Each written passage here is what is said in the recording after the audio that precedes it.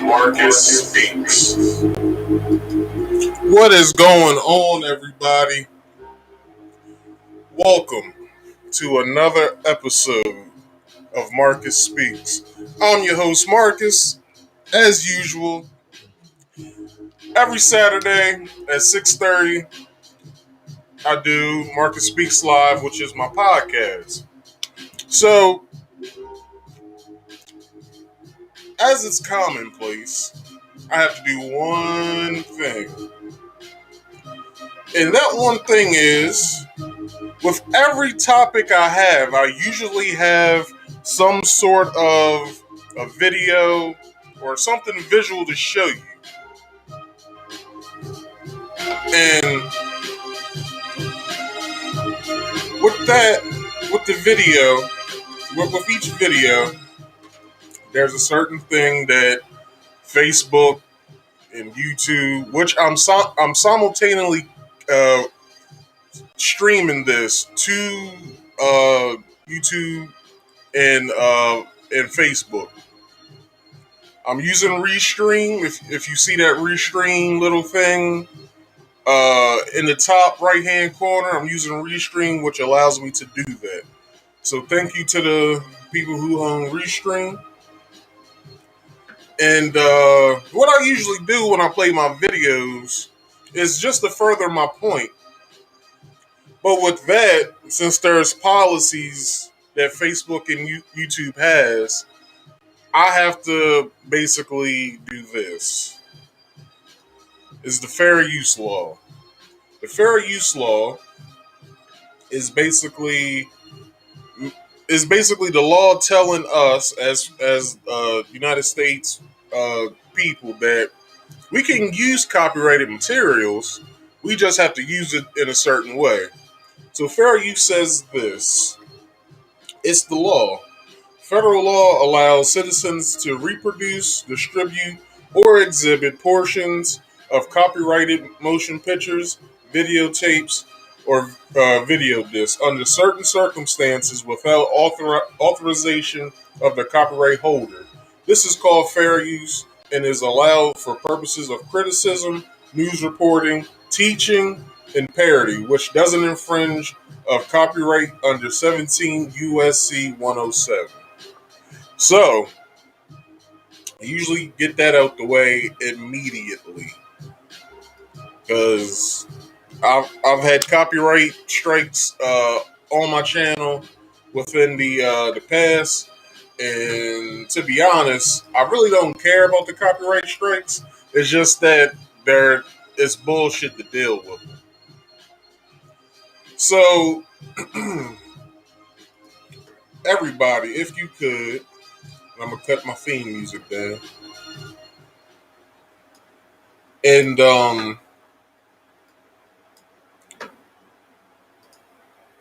so today's topic is about everybody. Well, my topic today is about the manosphere. The manosphere itself is troublesome uh, to begin with, and everybody's favorite uncle when it comes to this manosphere stuff is the new internet sensation Kevin Samuels.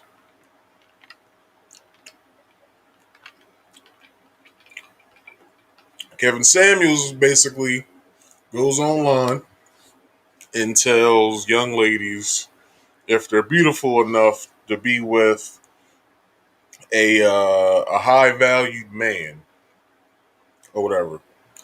But I will get into that.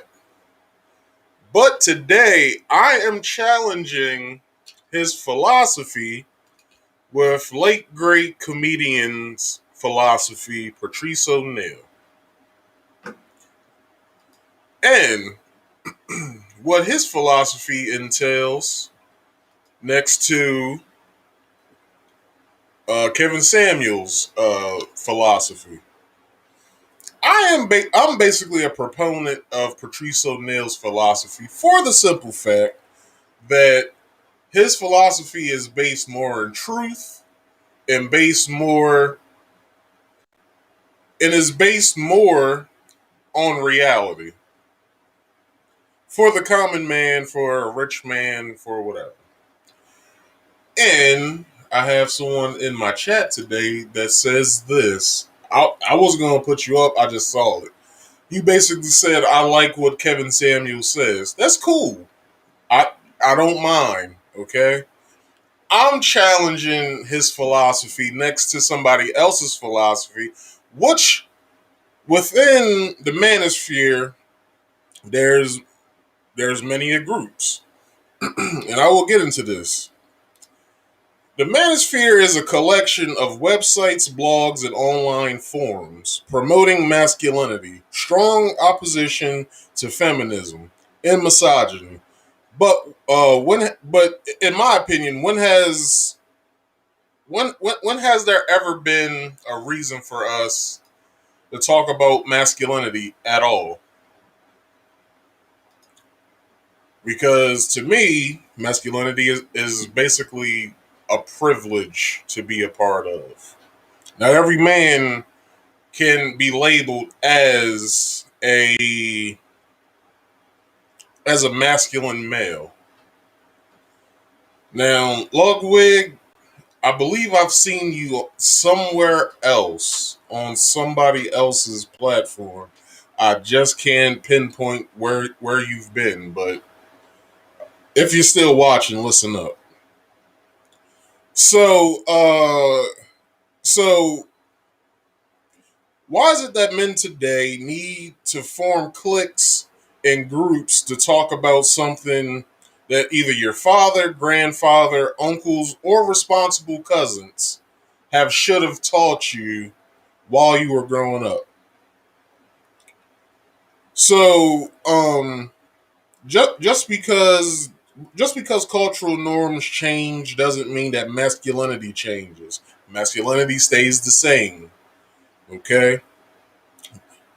Uh, it doesn't change no matter the circumstances. So cultural norms have changed in this country within the past few years, and this is what we're dealing with certain things that I probably won't bring up today, but if I have to, I will. So a lot of the red pill. Well, hold on. Excuse me. Uh, what is the manosphere? So, uh, the movement within the manosphere, the movements within the manosphere include men's rights movement or men's rights activists, which is abbreviated to MRA, incels, involuntary uh, celibates, MGTOW, which stands for Men Go on Their Own Way, pickup artists, PUA, and fathers' rights groups, which can be amalgamated into the rights activists. They're basically one and the same. So,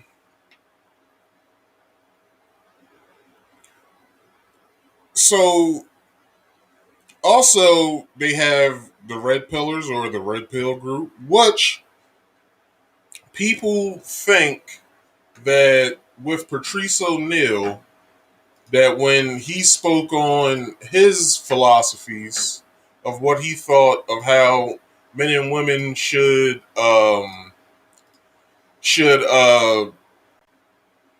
interact with each other.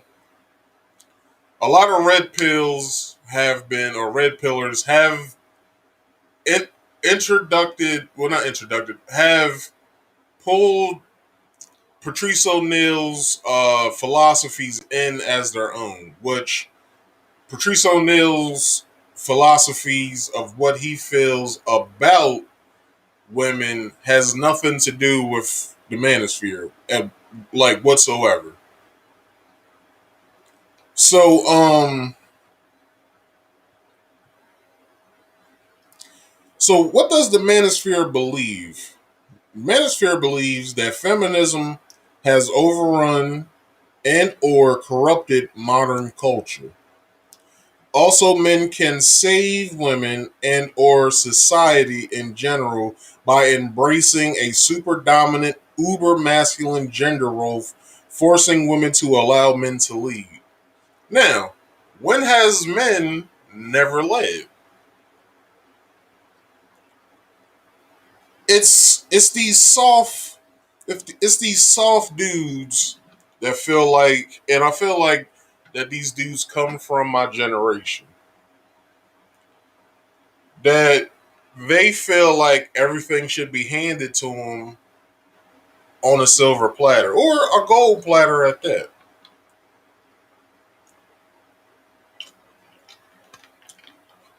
Nobody wants to work anymore. Nobody wants to work for anything nowadays. So personally,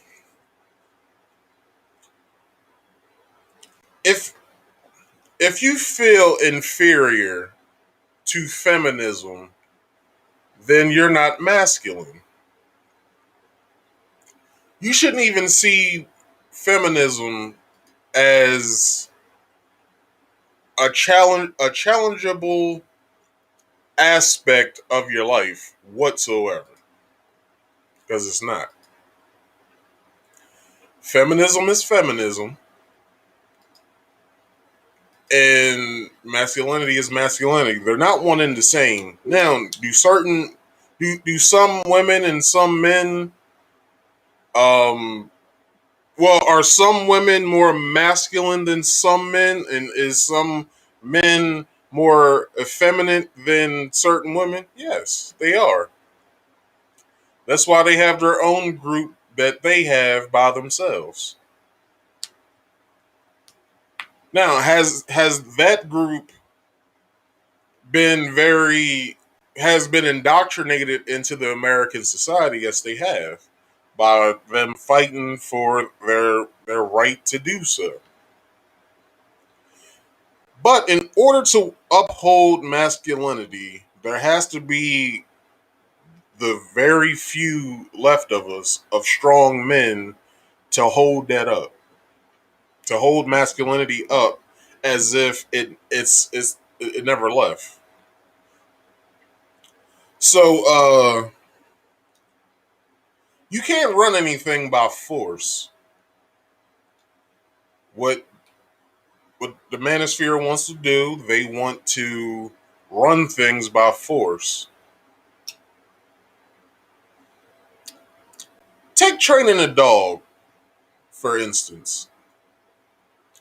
When you go and train a dog, you have to have enough trust in yourself first to be able to train a dog, either if you got it as a puppy, which would be much easier, or if you got it as a rescue, you got it from the pound or something. That's more challengeable there than having a puppy, in my opinion, because basically I've known people that's owned dogs. And ladies, if you're watching, I am no way in any shape or form comparing men and women or men's interactions with women and I'm not comparing you as a whole like dogs. It's just an analogy I'm using, so just listen. So a puppy, basically, it's a new life. It's never been here before. So you'll face some challenges, but it'll be much more easier because it's something that's new. It hasn't been here before, and you're able to teach it certain things in a certain amount of time, and it's much easier, in my opinion. From the people that I've known who've owned dogs and has haven't had any problems uh, raising dogs from puppies to adulthood. Now,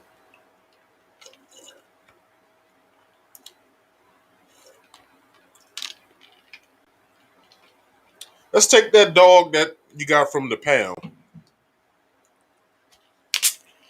This dog has been here for quite some time. So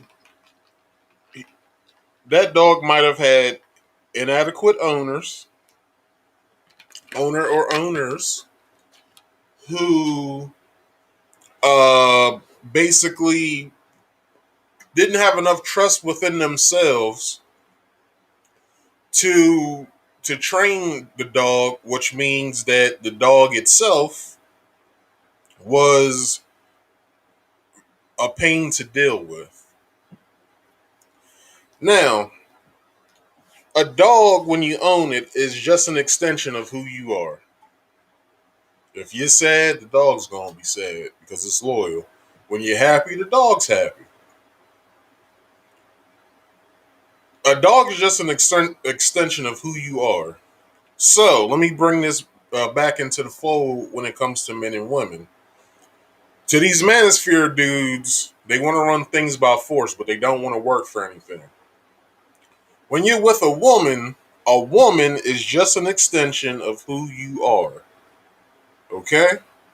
In order to be with a woman, you have to be able to believe within yourself that you're able to lead this person.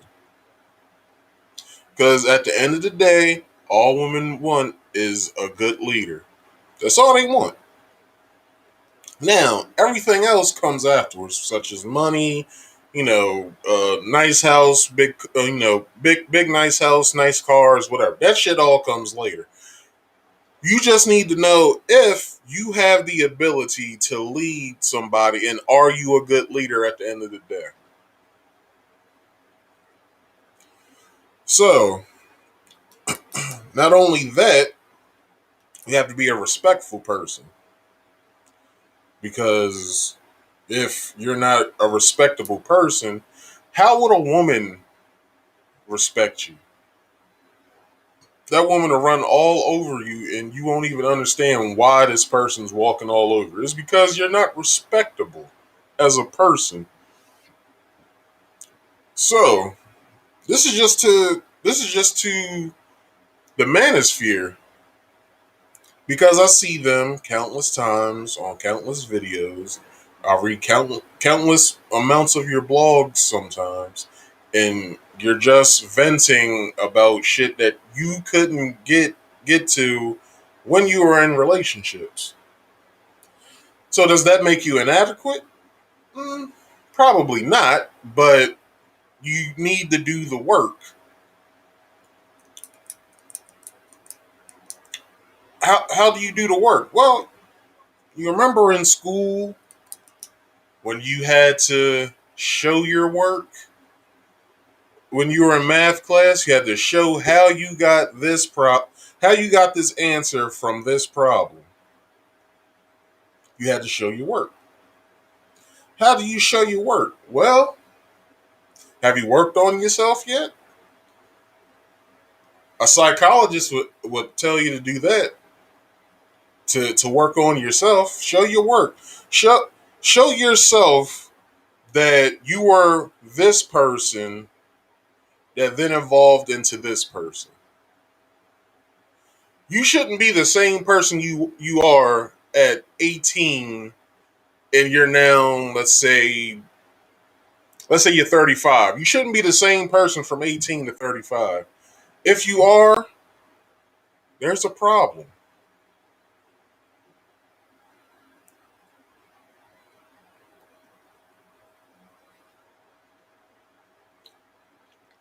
So,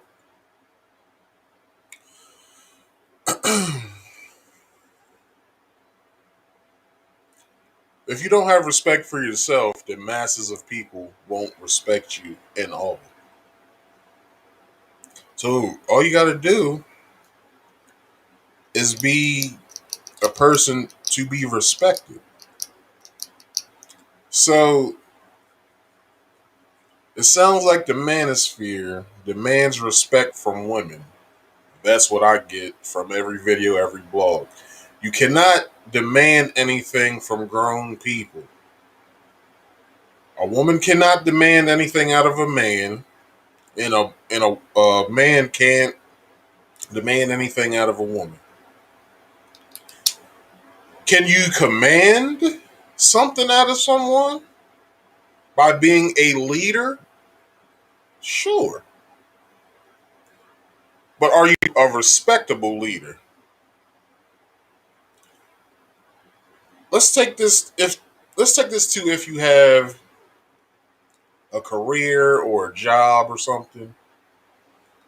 In order for your bosses or your boss to feel like that they're respected, they have to respect themselves and also respect you.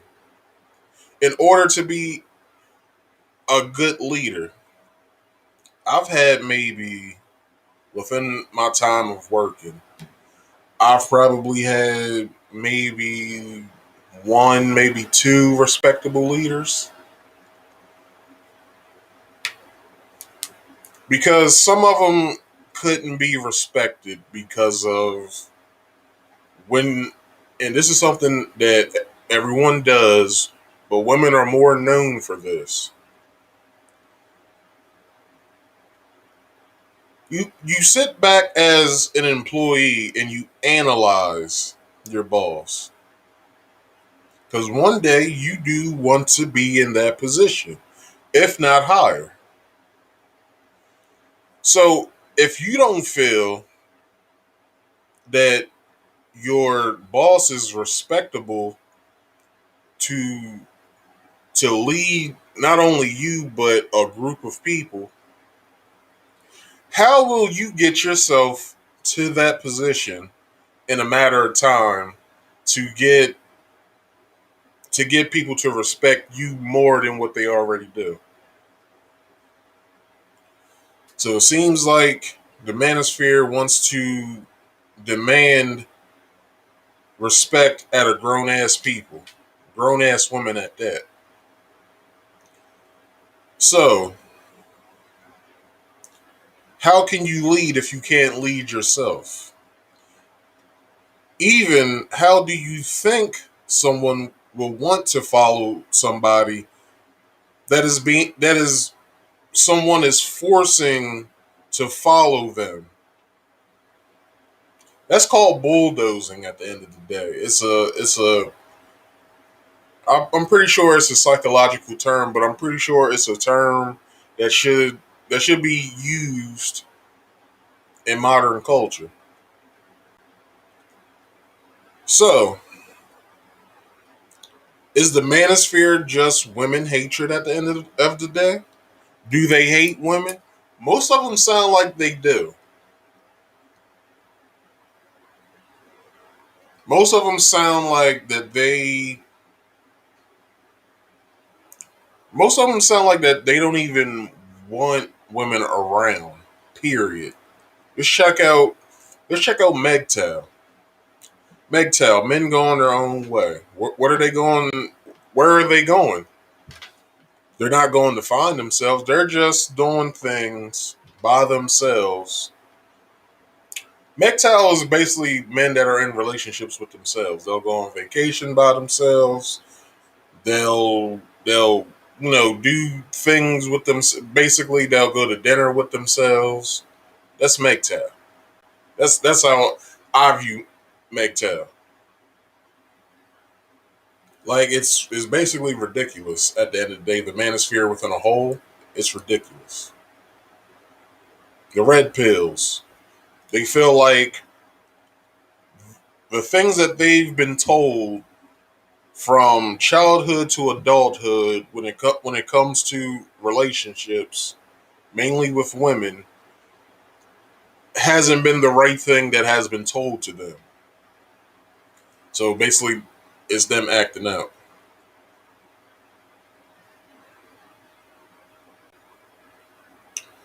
So I don't know. Like these guys are basically a thorn in a lot of people's asses right now because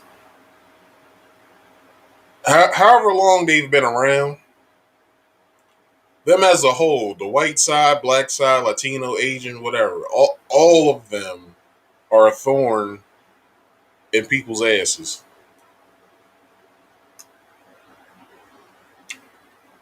This is the crazy thing. Maybe 2 weeks ago, if not maybe a month, it was probably between a month to 3 weeks ago. It's something that I was trying to get to for a while. So I got on my computer and I went to YouTube and I started deleting channels that I wasn't watching anymore. That this has nothing to do with the manosphere, but at the end it does. So I deleted. I think the number of how many channels I was subscribed to that I wasn't watching was around maybe 535, and I deleted maybe 210. So I have now 325 channels that I'm subscribed to, which I might do another dive in and delete some more that I don't watch. But the effect of what happened to my algorithm when it comes to videos that I get, started getting a lot of Manosphere videos. And I'm wondering, why the hell am I getting all these videos? Like I don't even watch this shit. Like, why am I getting all these Manosphere videos and I don't even watch these guys? I don't even know who the hell these dudes are. So with me, curiosity kills the cat. So I started watching a couple people. I've known about Kevin Samuels for a while, so I'm like, okay, I'll watch a little bit of his videos.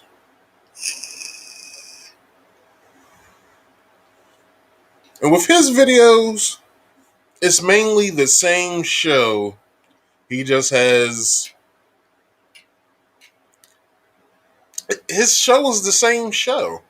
every time. Like it has the same point to make every video. He makes the same points. He makes the same jokes. It's just the same. Like, where's the variety of show? My show, I give a variety of things that I talk about. Last week, I had a young lady on here talking about her business that she created, that she's owning and operating by herself. And we got into a few things when it comes to the manosphere or whatever. It wasn't long, probably about like a minute, 2 minutes of us talking about it because we was basically talking about Kevin Samuels. And I asked her, did she know who the guy was? She said, yeah, she just got caught up on him, and she doesn't feel like that. She said that she felt like he didn't respect women. Now, it's a lot of women out there saying that Kevin Samuels doesn't respect women as a whole. Now, do we say that they're liars for the women who do think that way? No, we listen to what they have to say because these women may have an insight that men don't have. They could know something about what they could know something from what they see that us men who watch his show to see what he has to say may not see. And the young lady that was on last Saturday, her parents are married. They've been married for over 30 some odd years, I think. So, and she comes from a Caribbean background, Jamaica to be exact. And I've met her parents before at her wedding. And they just seem like some chill ass people. Like I don't know how old they are, but they're a little up in age. They're not that old, but they're up at that age where they just want to chill. I'll just wonder how they were in their younger years. Because if they're that chill now, I wonder if they were that chill just raising kids. And her father could have an insight on what it is to be with a woman for that long that these manosphere dudes may not know about because most of the guys in the manosphere, they either had relationships and they had a bad go at it, or they were married and then got divorced and it was a bad divorce, or they've been married multiple times and each time ended in divorce. So is the manosphere a hatred group against women? It sounds like it. Um, because they have countless videos, blogs, basically showing men bashing women, because the manosphere can't handle a dominant woman in any regard. Like some women are more dominant than some. You just have to be an apex predator yourself to dominate a dominant woman. Now, in the animal kingdom, preferably in Africa, the lion.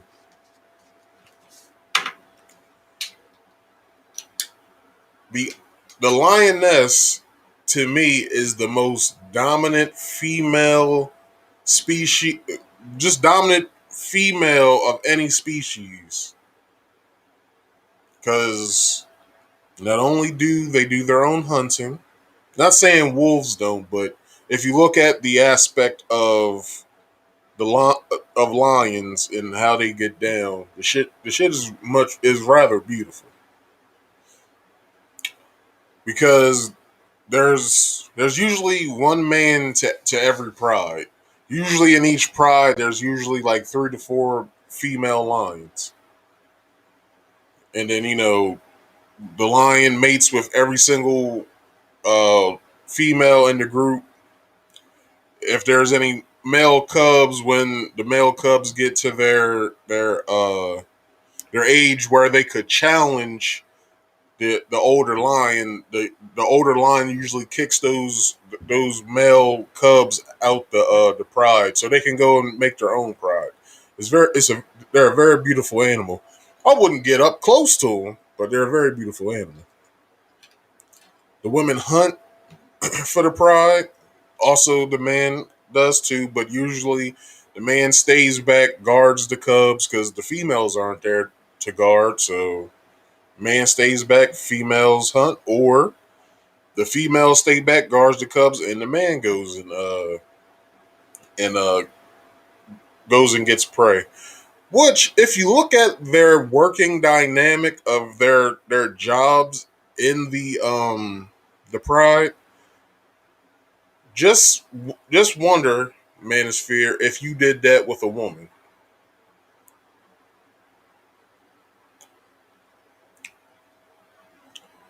Just rather beautiful. So, the Manosphere rarely ever have women on their panels when they do like live streams and stuff. They very little have women on there. If they do, they're bashing the fuck out of them.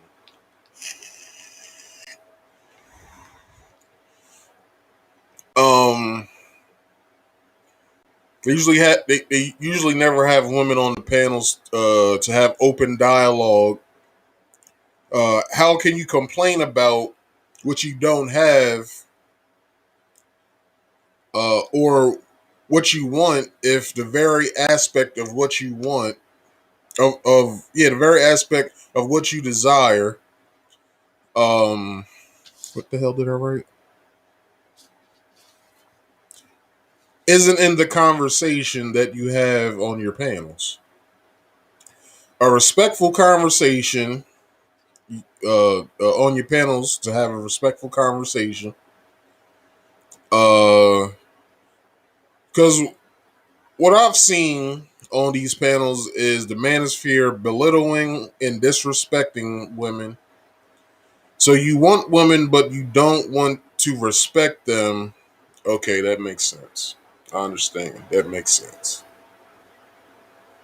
It doesn't really make sense if you're basically bashing, disrespecting, and belittling something that you actually talk about of wanting and you want them to respect you, but you can't find anything within yourself to have a respectful conversation with what you desire, nor can you see in yourself respecting what you desire. So then you can have a respectful relationship. It makes no sense. It makes entirely no sense whatsoever. Okay, so Kevin Samuels, if everybody doesn't know who that is by now, you should know who the hell that is by now. Because this guy has blown up within the past couple months. Um there's this picture right there. He's blown up within the past couple months in the manosphere. Um The Manosphere always brings up women who have, careers and they're single moms, which he brings up. The Manosphere does that, also does Kevin Samuels. But most of the time, these single mothers are also career women. They, either were in a marriage or they had a boyfriend and they've they went through college. They're doing their career. Probably didn't have a good first start at a marriage, so they wound up being single mothers. So I know a few of those women myself right now, but when there's a will, there's a way to find love. So anyway, They talk about career minded women and single mothers who want men with careers themselves and substantial amounts of resources to take care of them. And make them feel secure and non-worrisome about the monthly bills, mortgage, whatever.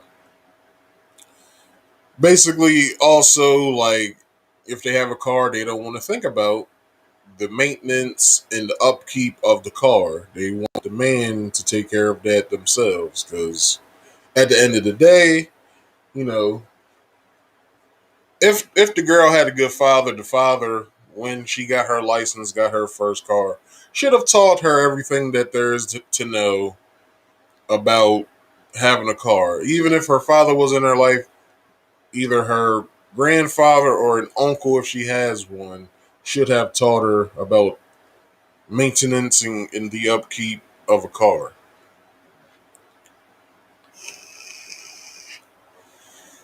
But women want to be with a man, or women want to be with men that can take that part of their life into their own hands, so they don't have to. So basically, women, when it comes to bills, upkeep, and stuff like that, and mortgage and stuff like that, what I've heard from Kevin Samuel's show, what most of these women want, they want to work at least part time, and they want to at least uh, they want to work at least part time. If they have to work a full time, then they will. They don't want to take care of any main bills such as gas, electric, water, stuff like that. They want the man to take care of that, which isn't a problem if the guy is able to do that and take care of the mortgage. If he can do that, then he can. Basically, the woman wants to chip in on certain bills. I would think that the bill, some of the bills that's that's the cheapest in your house should be your water and gas bill. Because one, you only use gas in the summer when you're heating water, and then you use gas in the winter if you live on the east, uh, northeast or whatever. So that's what, Maine to Virginia ish.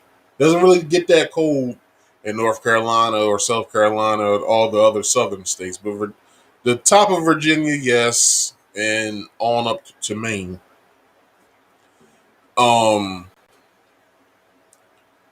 but yeah, take care of those bills, gas and water, and that's really it. Mortgage, electric, and what's another thing? Property tax. Uh, she can take cable. Cable's a minuscule bill that you really don't need. All you really need is internet now. Um, what's another thing? That's really it. Gas, electric, mortgage, cable. Both of you can chip in on food. See, this is what I did when I lived with one of my girlfriends. I told her what we need to do. We need to create an account where a certain amount of money goes in to take care of rent and bill in house bills and also food.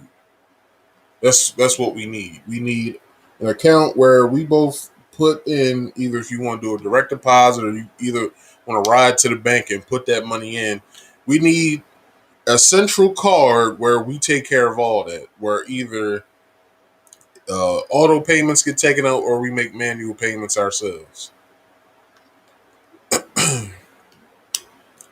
She was game with it. We did it for a while. Then shit started getting hairy on her side, so I pulled my money out and and just stop the whole account. So where was I at? Just sitting here talking and shit. Okay, so women want to be with him. I said that already.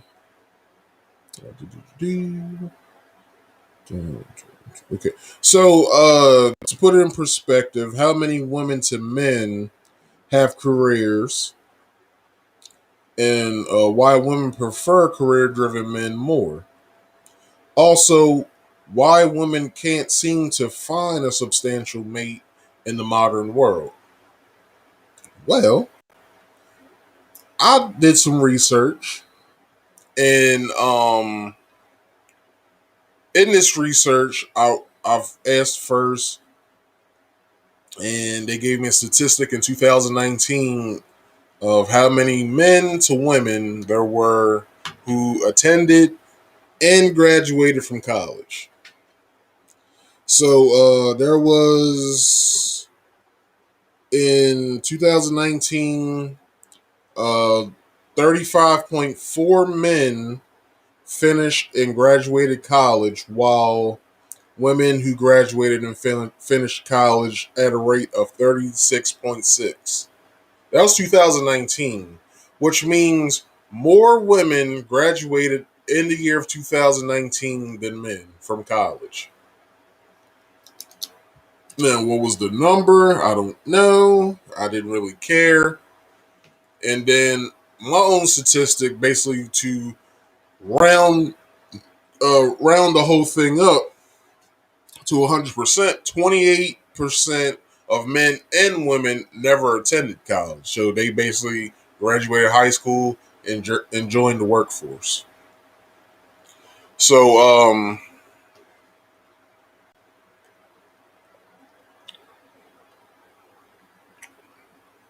so out of these career-driven women and career-driven men, uh,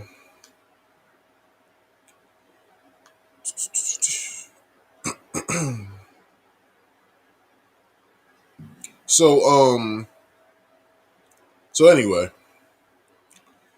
there are more women graduated than men. I said that already. So you have career-driven women that can't either find a man on her level as far as pay and lifestyle or better. In the United States alone, there are more women than men. This is something you have to take in account. There are more women in this country than there are men. So the reason why more women seem to complain about never being able to find someone either on their level or better is for the simple fact that there's not enough men. That's it. Um. So let's see. Let me do something here real fast.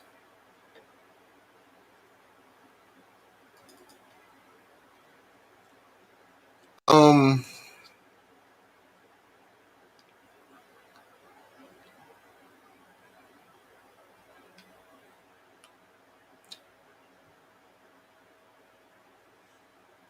I will put out there that there's, for the reason that some women seem not to be able to find an adequate male to share the rest of their life with.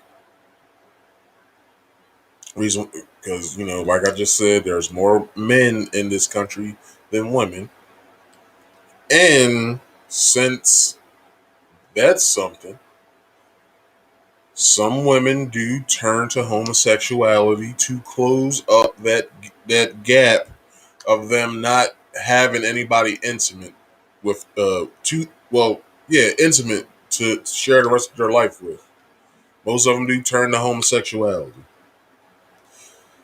Speaking of homosexuality, let's take Atlanta, Georgia, for instance. There are 159,737 men in Atlanta, Georgia. So that makes 38.4% of men that's in the state of Georgia, well, not the state of Georgia, but the city of Atlanta. Then at 163,733, 33, I'll say that over. 163,733 women are in it that are single in Atlanta. Um, that makes 39.3% of women. So there's an imbalance in the city of Atlanta right now of men to women. And from what I hear, if you're a single man in Atlanta, there's plenty of single women waiting to be with you. But, due to let me not say that. I'll say this.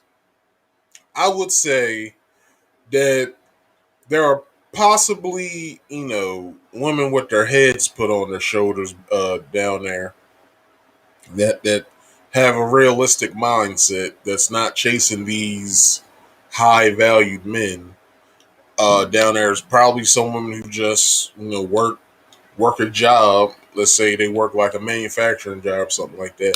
They're just trying to find somebody that they want to spend the rest of their life with. If you're a single man and you meet this type of woman, hey, there's a possibility that, since there's really not a lot of men to go off from down there, that y'all will probably hit it off. It's a high possibility that you guys will hit it off. So, so to every man in Atlanta, to every woman, single man to every single woman, that is 1.1 women to every 1.0 men. So you have something to juggle with, uh, fellas down there. You get to either have, and I would actually promote this polygamy. Ladies, if you down there, get with a man and then bring somebody else in to the relationship as far as a woman goes, because it beats him cheating on you. It beats him being disrespectful to the relationship. If all you three can come to a common ground and say this is what we want to do, then do that. Um, so if there's Manosphere members in Atlanta, why the fuck are y'all tripping? Y'all get to have, if you want to go down that road, you get to have two girlfriends, two wives if you want to. But in this country, in certain circumstances, you can't have two wives. So you get to have a wife and a girlfriend if you want. Um, so just stop complaining. But that's just in the city of Atlanta. So really,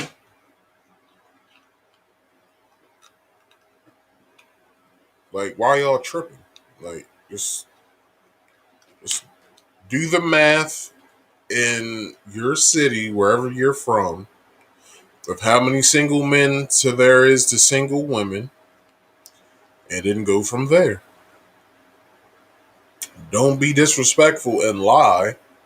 If you want to date more than one person, let each woman know that, hey, I'm not exclusively involved with anybody, but I am dating someone else.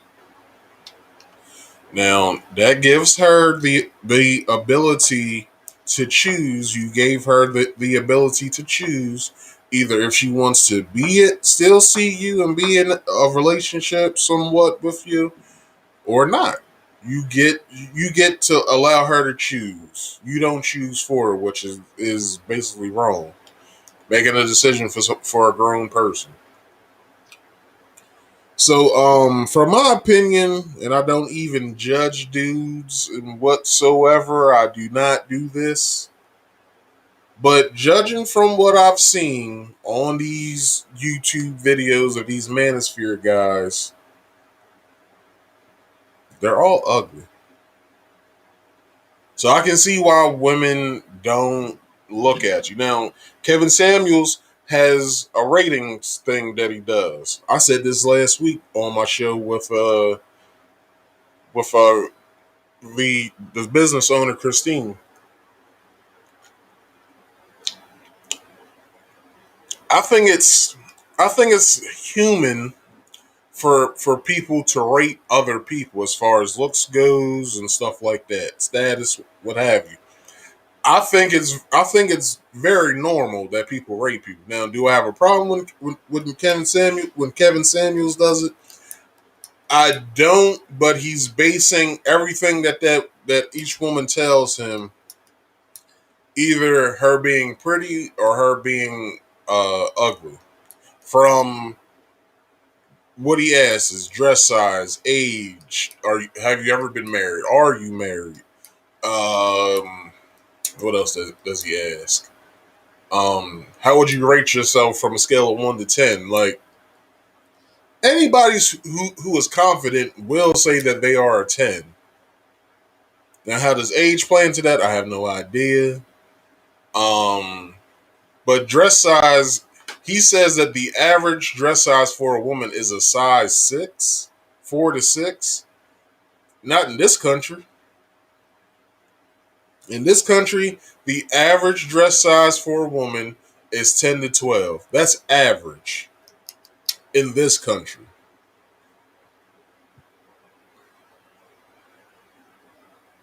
So I don't know what the fuck I guess he judges off of all this, and he also asks them, are they physically fit? Are they big or whatever? Hey, yo, dude, for real.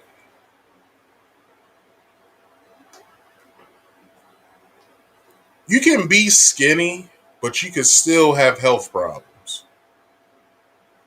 Some skinny people that you see aren't healthy because they're skinny. Some people, even big people, some big people don't have health problems, and they're still either obese or something like that, which is a problem in a way. But not all the time are these people that he speaks to that are, I guess, on a big scale to him, that are fat or big to him. That's not in any way, shape, or form meaning that they are unhealthy because they're big. Now, can it cause health issues? Yes. So can, if you're too damn skinny, can cause health issues. So, but every dude that's on these panels be ugly as fuck. And that's, I'm saying that respectfully.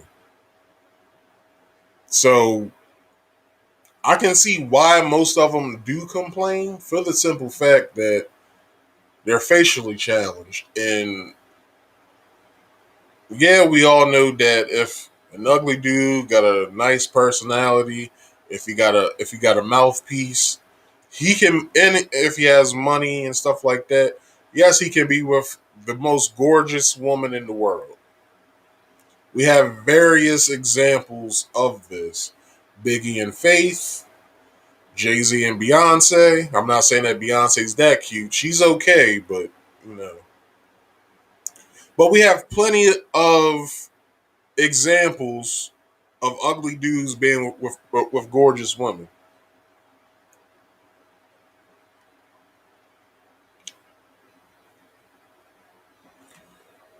So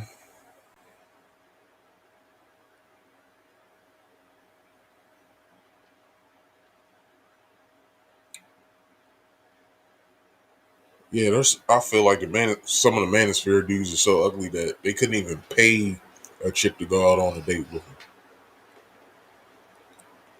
And I feel like their anger comes from, in their past, women has rejected them, and they have this notion of being angry towards women, and stuff like that. So they lash out in these groups. But yo, some of this shit isn't rocket science at all. Like my nigga, like for real.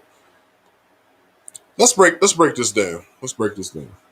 Because y'all seem to have issues dealing with women. So let me walk y'all through it in an elementary sort of way. Boy meets girl, girl likes boy, boy likes girl, boy and girl go out on a date. The end. It's that simple. Okay, so basically, if you don't understand that, let me break it down a little more. But let me give you some detail. You meet someone that you think is interesting. In order to understand them a little better within their uniqueness, you talk to them. You get to know them. You find out what the person has in common with you. You figure out what their negotiables are, what their non negotiables are. You figure out who they are as a person to see if you can be with someone like this unique person that you just met.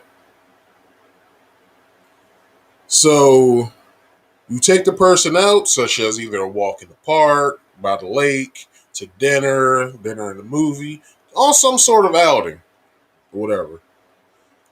Then you talk to them some more, and then you might find out that you have more in common with this person.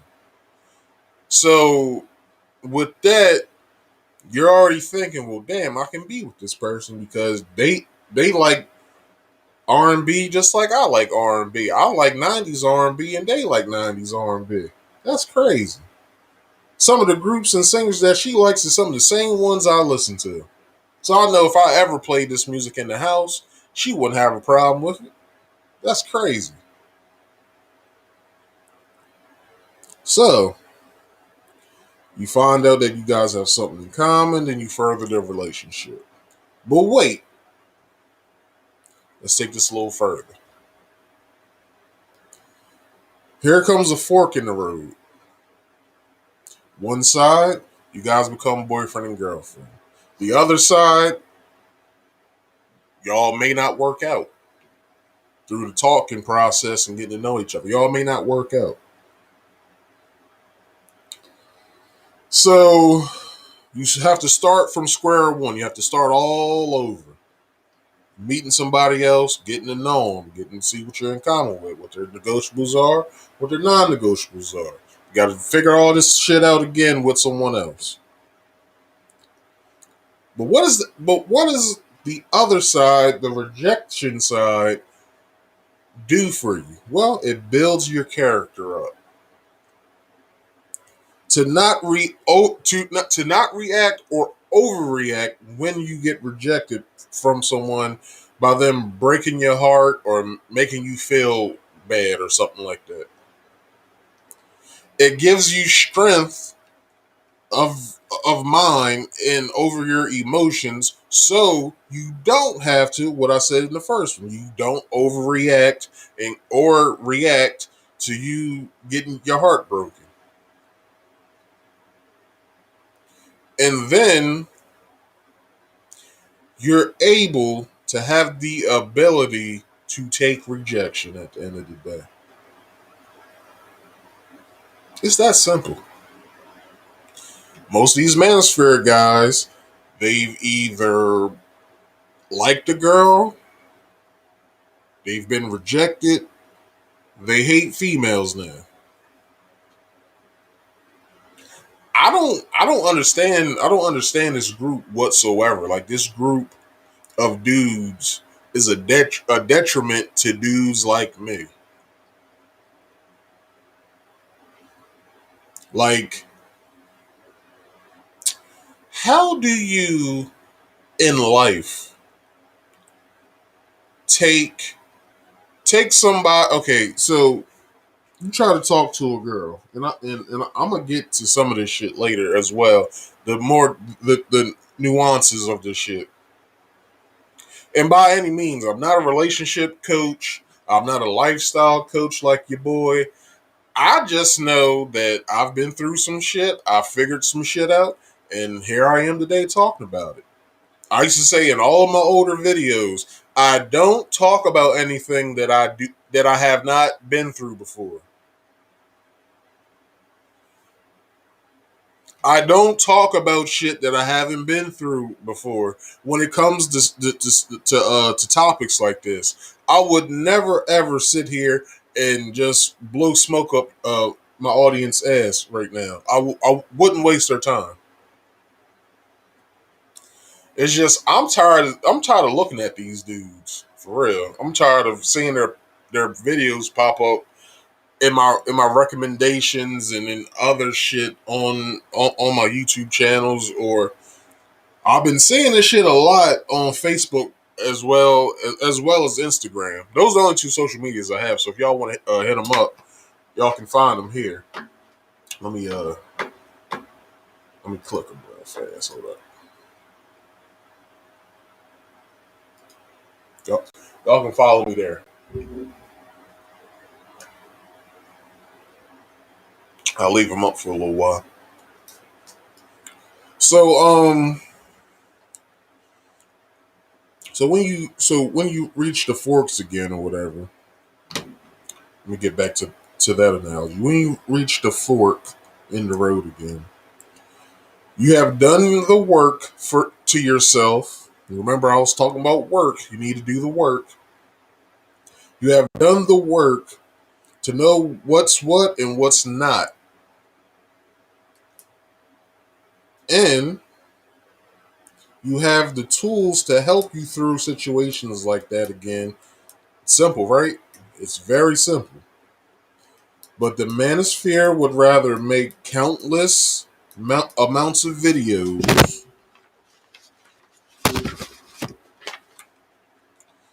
blogs, and Twitter posts venting to each other for us to see about women and the very thing that they want, but they act like what they say that they want. Do I have to say it? I'll allow you, I'll allow you to figure that out. But that's simple as I can give it, because the manosphere is very fucking ridiculous when it comes to this aspect.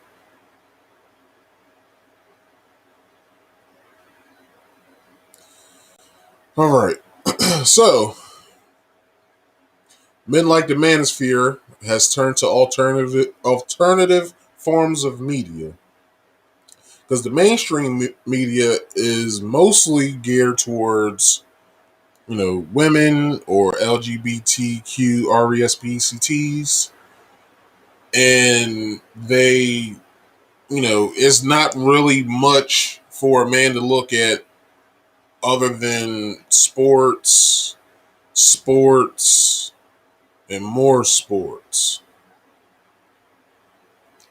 That's the only thing for men to watch on television is sports. So they turn to the internet. They find dudes like Kevin Samuels or Jordan Peterson or Joe Rogan or Corey Holcomb or shit like that.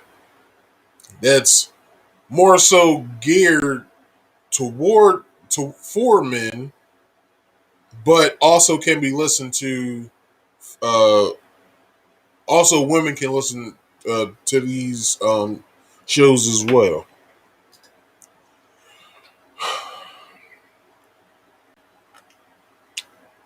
Y'all don't hear me though.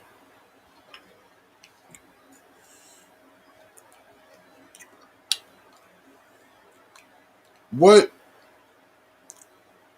what the manosphere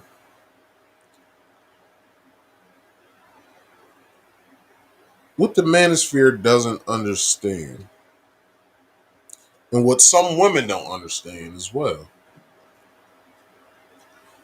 is that when you're dating somebody, like more so in the courting stage, in the girlfriend and boyfriend stage, think of it like a movie. Think of yourself as an actor. And I'm only using this analogy because it makes sense to me.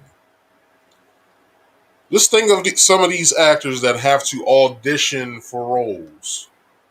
There's not a lot of them, but there's some of them. There's some actors out here that still have to audition for roles. So think of you talking to somebody to get to know them as an audition. Every actor wants to get the part in the movie. So why don't you put forth the effort to show why you're better than the rest of these motherfuckers so this person can pick you. Now you don't tell people how good you are. You show them. Actions speak louder than words, right? So would you rather be with somebody? Well, let me put it like this. Would y'all rather be in a relationship with somebody, or no? Would you rather see a movie? I mean, would you rather see a movie and not, and the actor that they have in the movie doesn't make the movie at all? Like it's a movie between. It's a movie that shows this actor, and you can you can envision these other actors as these characters, but it's just this one actor where you're like, nah, that was a bad choice right there. So look at relationship like that. Have someone be able to play the role as good, so you can be like, that's the reason why I picked you. You play this fucking role real good, and I'm happy to have you. So, um, where are we at? Yeah. So being with somebody is an audition. It's not an interview. I hate when I'm out on dates and the first thing a girl asks is, "What do you do?"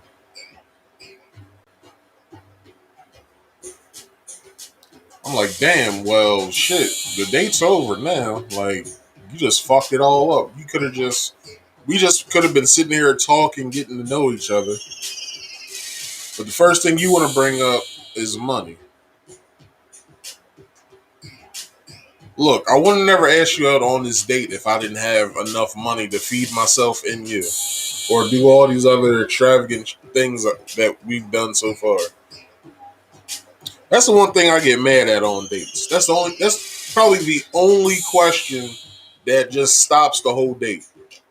It's like tire sound, like screeching tires in my head when I hear that question. I'm like, oh fuck, bro. This date's over.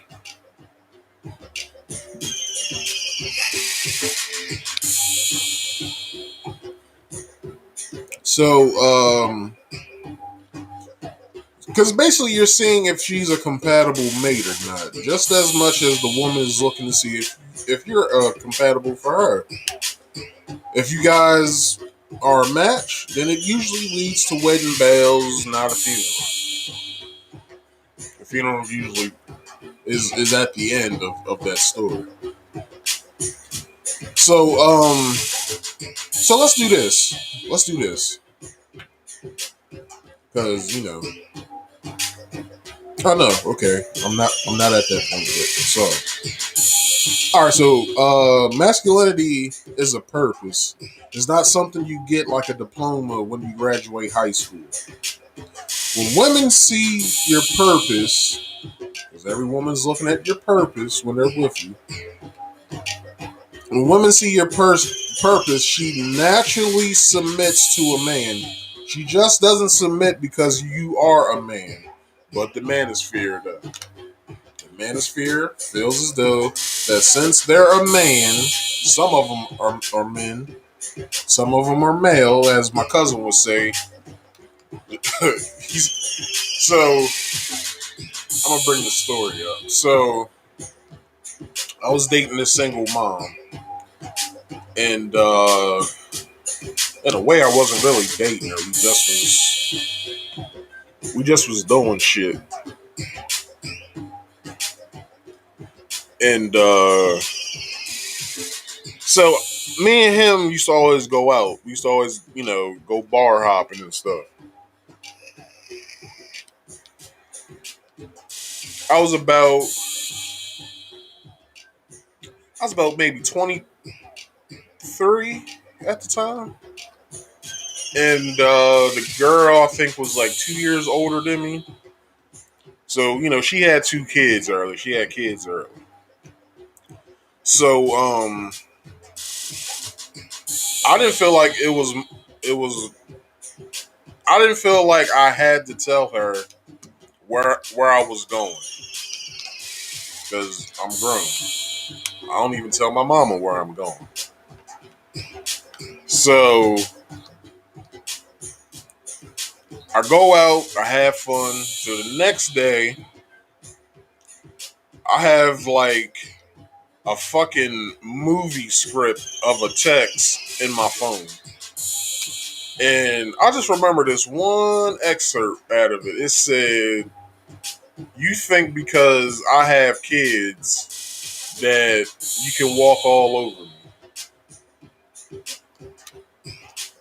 So after I read the whole thing, I replied back to her. I basically told her how delusional she was because I, this is my cousin's words.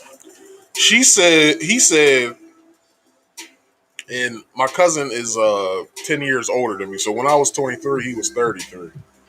My cousin basically told me, he said, she's saying that for the simple fact is that she has to stay home with her kids and she wants you to stay in her house as well while she's taking care of her kids. She doesn't care about what you did last night. She just cares that you didn't tell her what you was doing and you didn't give her a good explanation of why you did it.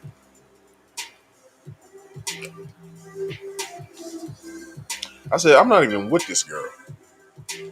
He said, I know. That's the reason why I'm telling you, because I've dealt with the same bullshit myself. So I said, okay. So I hit her up and I made the decision to tell her, look, if that's what your thoughts is going to be of from what I do, by me being a single guy and I don't have to I don't have to tell you anything, to be honest. The only thing you need to know is that I'm cool, I'm straight, I'm okay. And that's it. I'll get to you whenever I can get to you.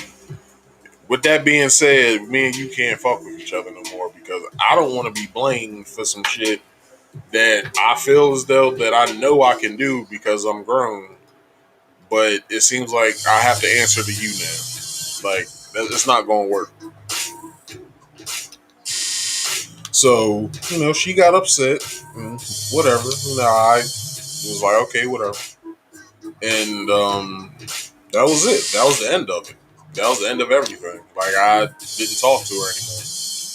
I believe she's married now with two more kids. I think she had two other twins than the two kids that she had when we was together. So she has a sum of four kids now. So good for her. Um. So basically, when a woman sees your purpose, she naturally submits to a man. She just doesn't submit to a man because you are a man. All right. So I got burp. Hold on, y'all. All right, cool. So let's get into the late great comedian Patrice O'Neal. So, uh, the Red Pills tried to induct Patrice O'Neal into their little Red Pill society, which my feelings, of which a lot of people who follow Patrice's career and listen to his words, is not as far as just his not just his comedy, but his words when it comes to relationships and people and stuff like that. You can find most of this stuff online. He had his Black Phillip show, which you can find on YouTube. His various appearances on the Opie and Anthony show. You can find that on various platforms. Oh, well, on YouTube. I shouldn't say various platforms.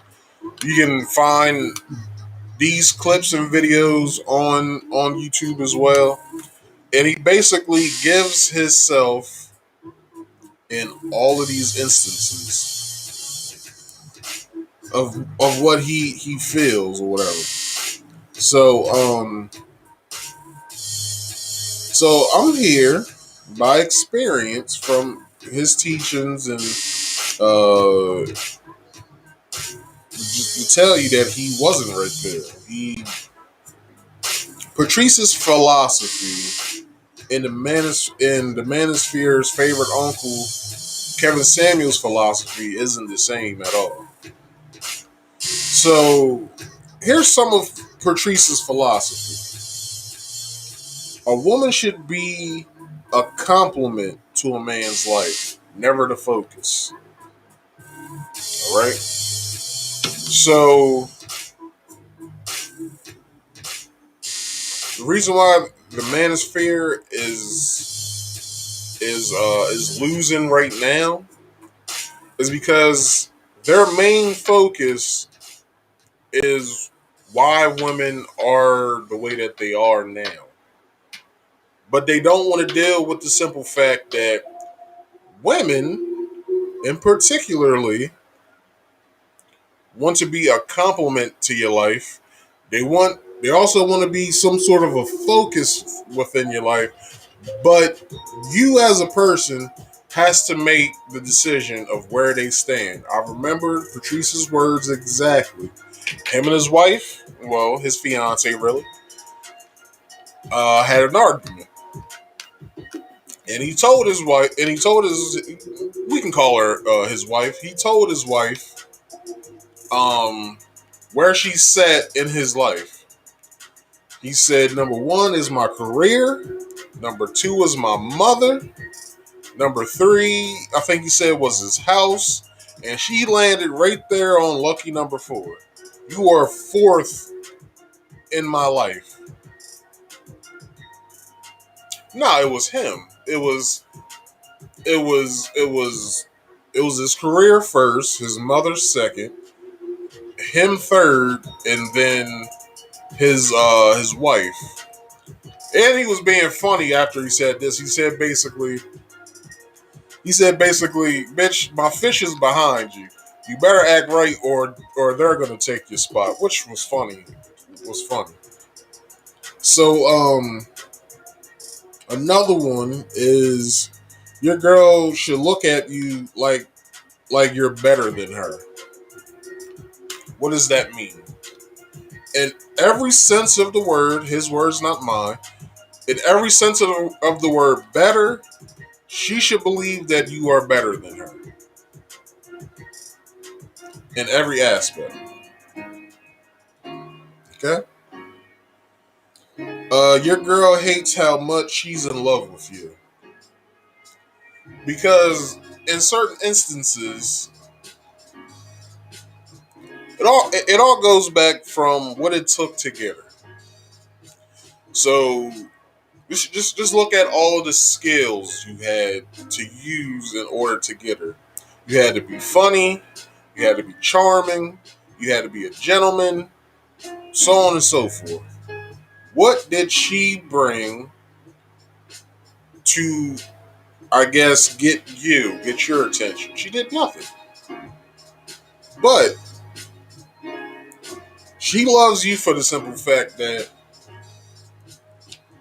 well, she hates you for the simple fact that she loves you so much because of how much effort you put up to show her that you as a man is good enough to be with.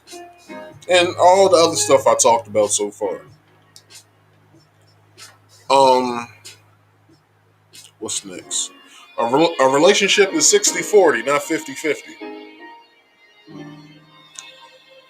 60 ownership goes to the man, 40 of the ownership goes to the woman. It's only a minuscule 10%. 10%.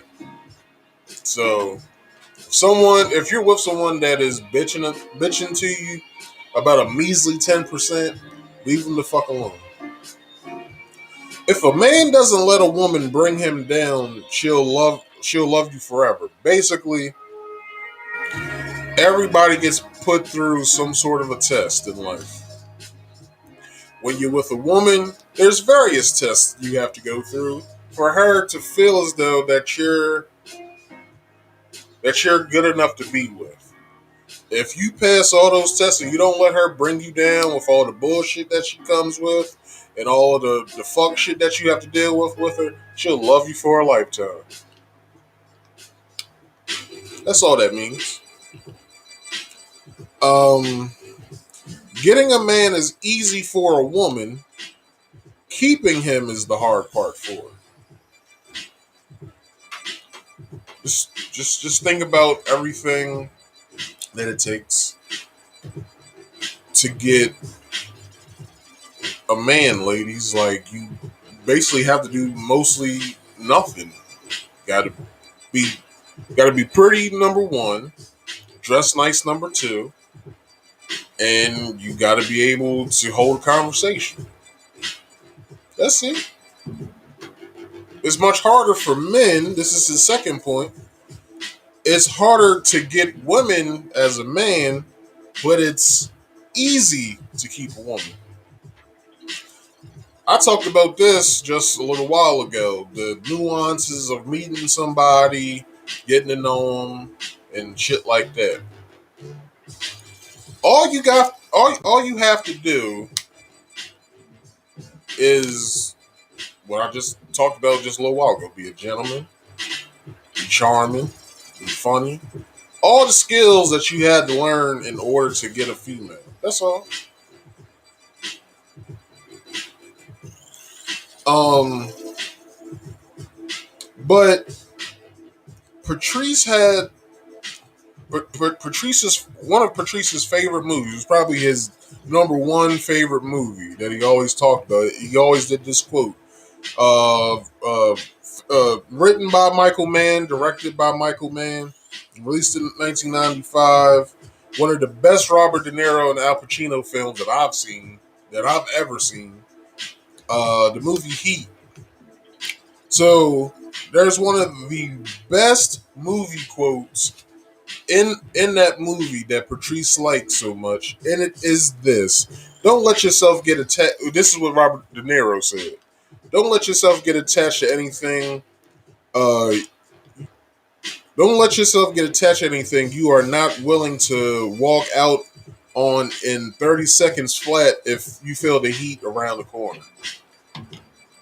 Meaning, in Patrice's sense, there's no level of bullshit that a man will put up with a woman that a woman puts out. There's no level of bullshit that a man is willing to deal with at all. But with with um with that, like when you feel the heat of that bullshit, don't be so attached to the woman that you can't think to yourself, I gotta get the fuck away from her. Because either this is gonna end with me either being in jail, or I might have to fuck somebody up in her family. And into that, Patrice also says another point: don't allow a woman to threaten you to leave. Let her know if you're gonna leave, just leave. I had to learn that when I was in my early 20s, like 2021. I had to learn that early. Girl I was dealing with threatened to leave me,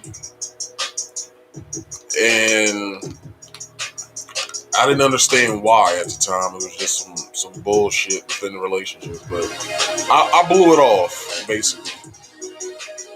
And she did it again. She told me, if you do such and such again, I'm gonna leave. And I basically told her, I said, look, don't say it, just do it, because you said it the last time and I didn't see any actions happening. If you say you're gonna do something, then just do it. I'd rather you leave than to stay after saying that you'll leave. It makes no sense to me. Another point: the word bitch isn't derogatory; it's circumstantial. A lot of women get this fucked up, but some men play around with the word bitch. Bitch can be anything: a car, some new shoes. A bitch can be anything. But anytime a man calls a woman a bitch, if it's not in a playful type way, it's only for the simple fact that they were acting like a bitch and they had to be told so they could stop doing that. That's it's circumstantial. It's never derogatory. Don't ever think of the word bitch as a derogatory term. Because you know what a bitch is, a female dog. If you are acting like a female dog, there's another dog analogy, then you should be called out on it. Women have to earn the love of her man. I say this with anything. Well, as far as when it comes to relationships, this is how I view it. Um, so my friends used to always make fun of me when we was in high school because I used to always say this. I would be talking to a girl and they'd be like, uh, "Marcus like so and so." I used to always say, "I don't like her. I'm getting to know her. I don't know if I like her yet." So you basically have to earn your love from me. Like it just doesn't come just right away with me at all. It doesn't. Like I have to really, really know you to know that I love you. Like I don't just have to be with you for the first 3 to 6 months to know that I love you. It's gonna take more time. I'm not on the same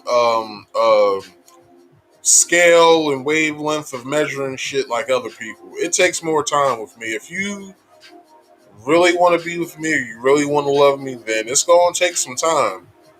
It might take a year and a half for me to love you. Like I'm still learning who you are within that time. So I can't automatically be like, yeah, I love you. It takes more time than that.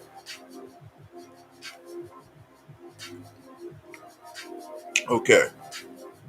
Another point is Patrice says when when you're my woman, you're my woman. And when you're not, you're not.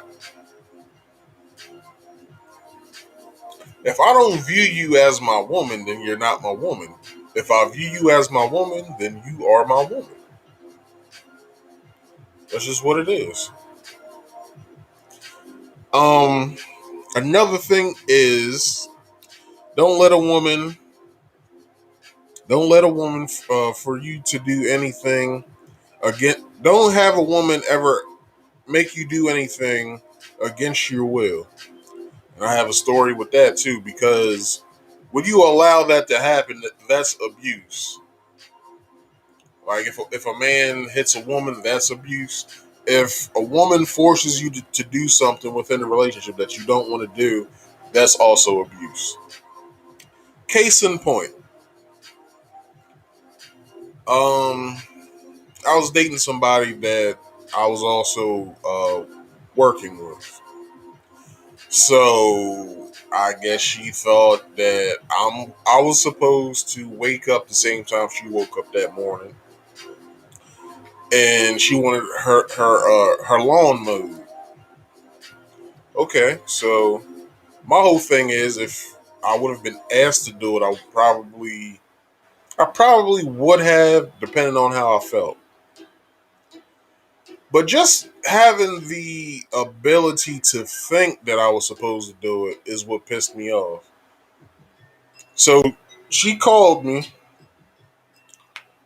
and it was probably like around like 11:30 in the morning, and she was like, so yeah, what are you doing? I'm like, I just woke up. Why? She was like, well, I need my lawn mowed. So when are you coming over here? I started laughing. I said, I don't live there. The fuck you want me to mow your grass for? So she basically laid out this whole list of shit. She was like, oh, so you can come over my house, you can eat my food, you can fuck me, you can lay in my bed, but you can't mow my grass for me. I said, look, who was mowing your grass before I was doing any of that shit? She said I was. I said, so what the fuck is the difference?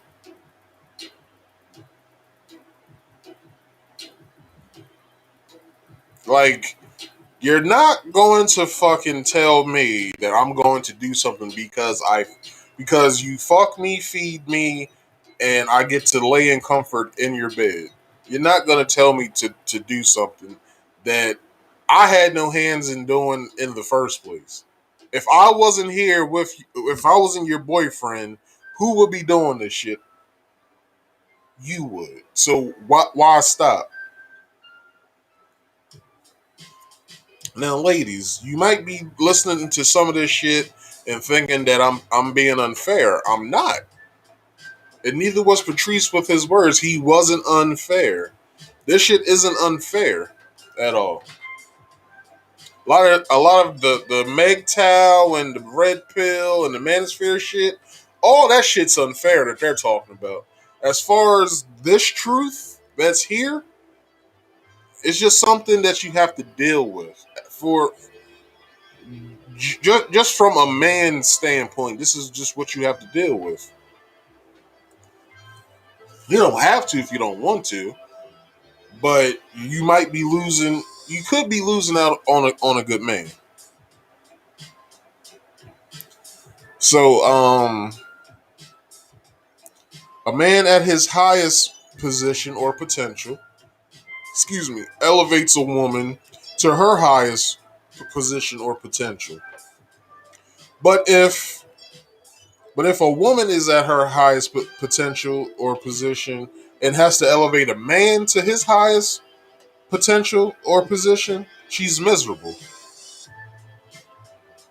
That's one of Patrice's quotes that he always would say, and his analogy for that, or his comparison to that, was what is a king? No, what is a queen? Not that sort of queen that y'all probably might be thinking of, you bunch of softies. But anyway, but a queen, royalty. What is a queen in in Patrice's portrayal? A queen is basically the king's bitch, and she wouldn't have been the queen unless the king picked her to be his queen. Now, if you take Queen Elizabeth's situation, so losing the name of what her father was, I want to say King King George, I think was her father's name. So King George, if that is his name, uh, only had daughters. He had two daughters. So in order in order for Queen Elizabeth to become queen, her dad in their royal customs passes the crown down. So since the king had no sons for another king to arise, the crown went to Queen Elizabeth because she was the firstborn. And it's a documentary out about this, about her and the relationship between about Queen Elizabeth and the relationship between her and her sister.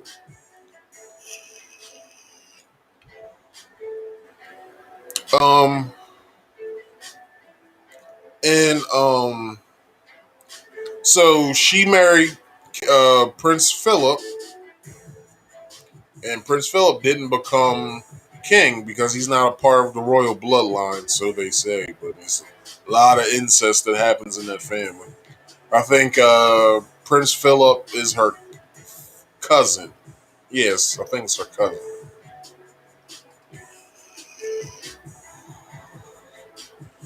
And Prince Philip didn't get to become king. He only got to be a prince. And then they had two sons, or no, they had three sons. Uh, uh, uh, what's his name? Prince.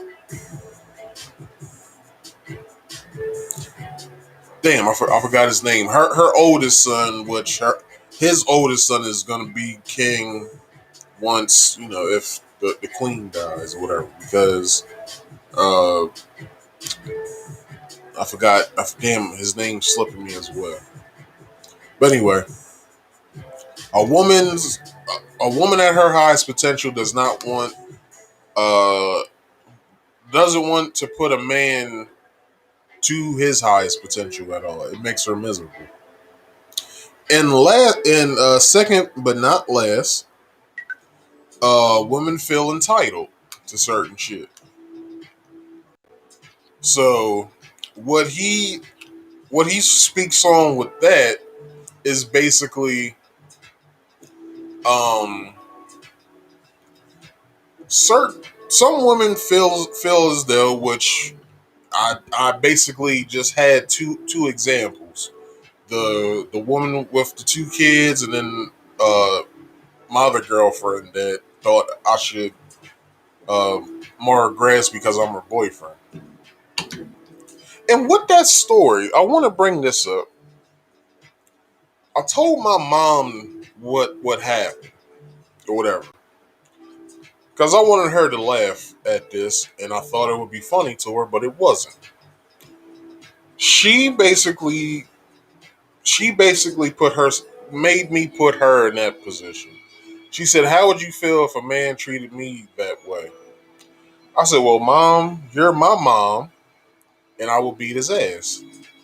I said, "But two, you can't compare that to this. That's ridiculous because you have a son. You can ask me. Like it's not rocket science, mom. Like, come on, you can ask me to do that." But she just felt as though that since I was her man, and she cooked for me sometimes because most of the time we was going out to eat at bars, and she thought that since I took her out, I mean, she cooked for me sometimes, and we was fucking, and I would stay over on the weekends, that I should have, what I'm saying, like uh, mowed her lawn. But I was like, it doesn't come that easy. Like you, I could see if I was living there, I would do that. But nah, I'm good.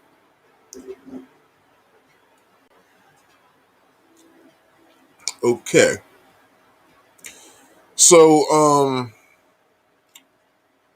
the last thing of one of Patrice's points is this, and it's the most important one of all, though.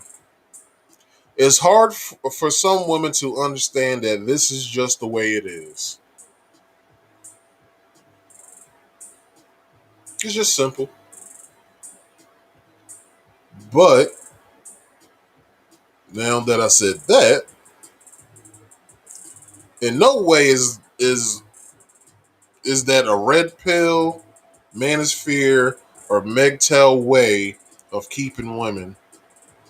And it's just life lessons or whatever. That it's just life things that should have been told to them as young men or teenagers at that point. At this point, really. Um, and they should have been told about some sort of male.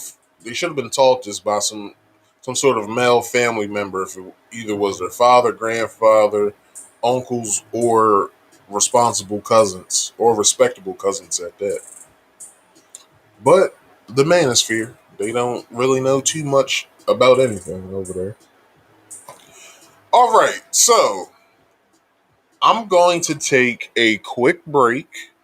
It won't be long, so so stick around, and I'll be right back.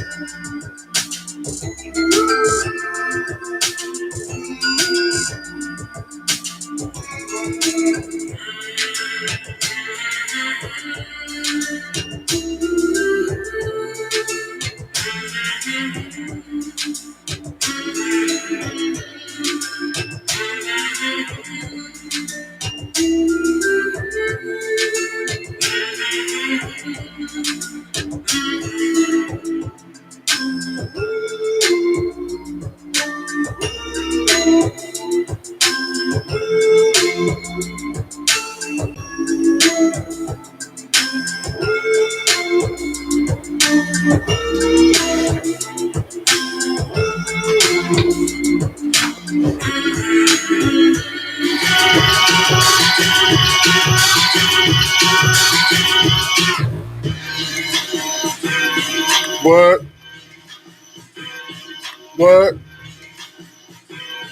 What? I'm back. I'm back. I'm back. I'm back. Oh,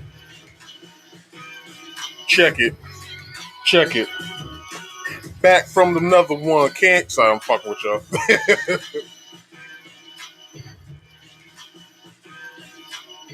All right.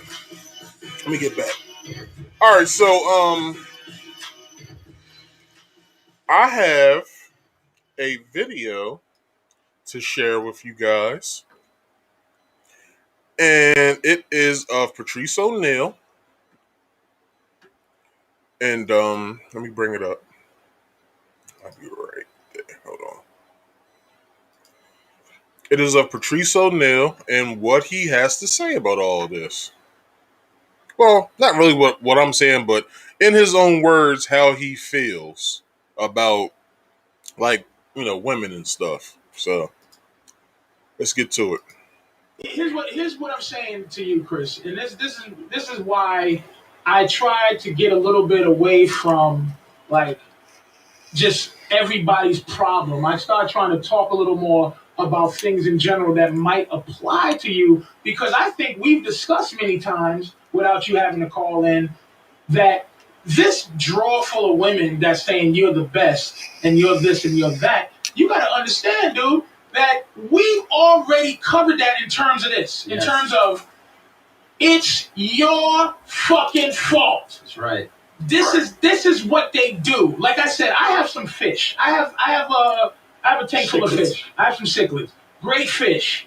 Every day I come downstairs, right? Those fish. Chiclets? Cichlids. Oh. So every time I come through downstairs, those motherfuckers swim to the side of the tank and go, yes, we getting ready to eat. That's the nigga that feeds me.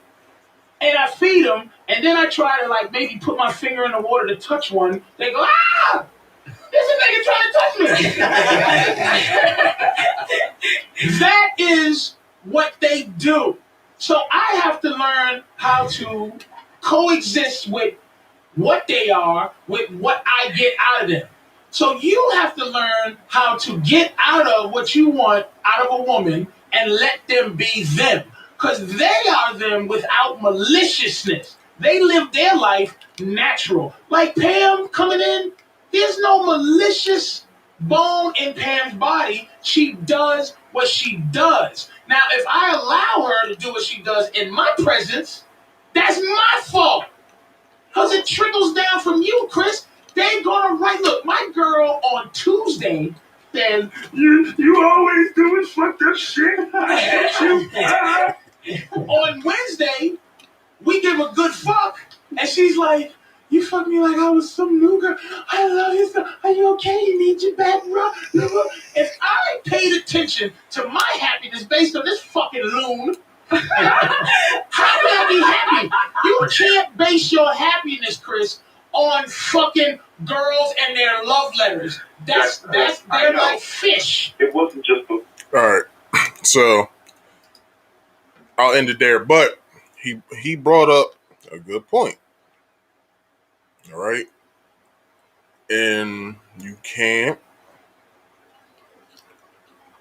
allow women to make you feel some type of way about shit. All right. So I'm gonna bring that down. I'm gonna bring that video down. And we're gonna get into the Manosphere's favorite uncle, Kevin Samuels. Let's bring him up on the screen. All right. So here he is. He dresses in suits when he does his videos, and he tells women you know how he feels about their situations and stuff like that. But we're not here for that. We're basically going to get into Kevin's philosophy. And his philosophy is the high valued man philosophy. What are the principles of the high valued man? It's in 6 principles. Those principles are money. A man basically should make at least or make 10K or more monthly. Length of time. A man has to make that 10K or more for 3 to 5 years consistently. 3 is group acceptance. Be accepted by other high valued men. Network, which works into group acceptance, must have a network of other high valued men than other men. So other men would basically be like somebody who works like a manufacturing job or somebody who works at McDonald's or something like that, basically. Um. So his next principle is well, to get into the one to the last one with networking, you basically, it's basically like a secret society, these guys or whatever. You know what I mean? Like, that's just as a reference, but if we're taking if we're taking secret societies literally, then if you know anything about secret societies, you know what goes down in secret societies in order for people to be a part of these organizations. Um, Number five is visibility. So a man's position and income are at the LinkedIn level must be able to show your position and income. So basically, I guess if you're on LinkedIn, you shouldn't just by looking you up alone on there. That I guess a woman or anybody should be able to find what field you're in, how much money you make, and what your um what how much money you make, and I don't know. Like, I have no idea because most of this shit doesn't really make sense.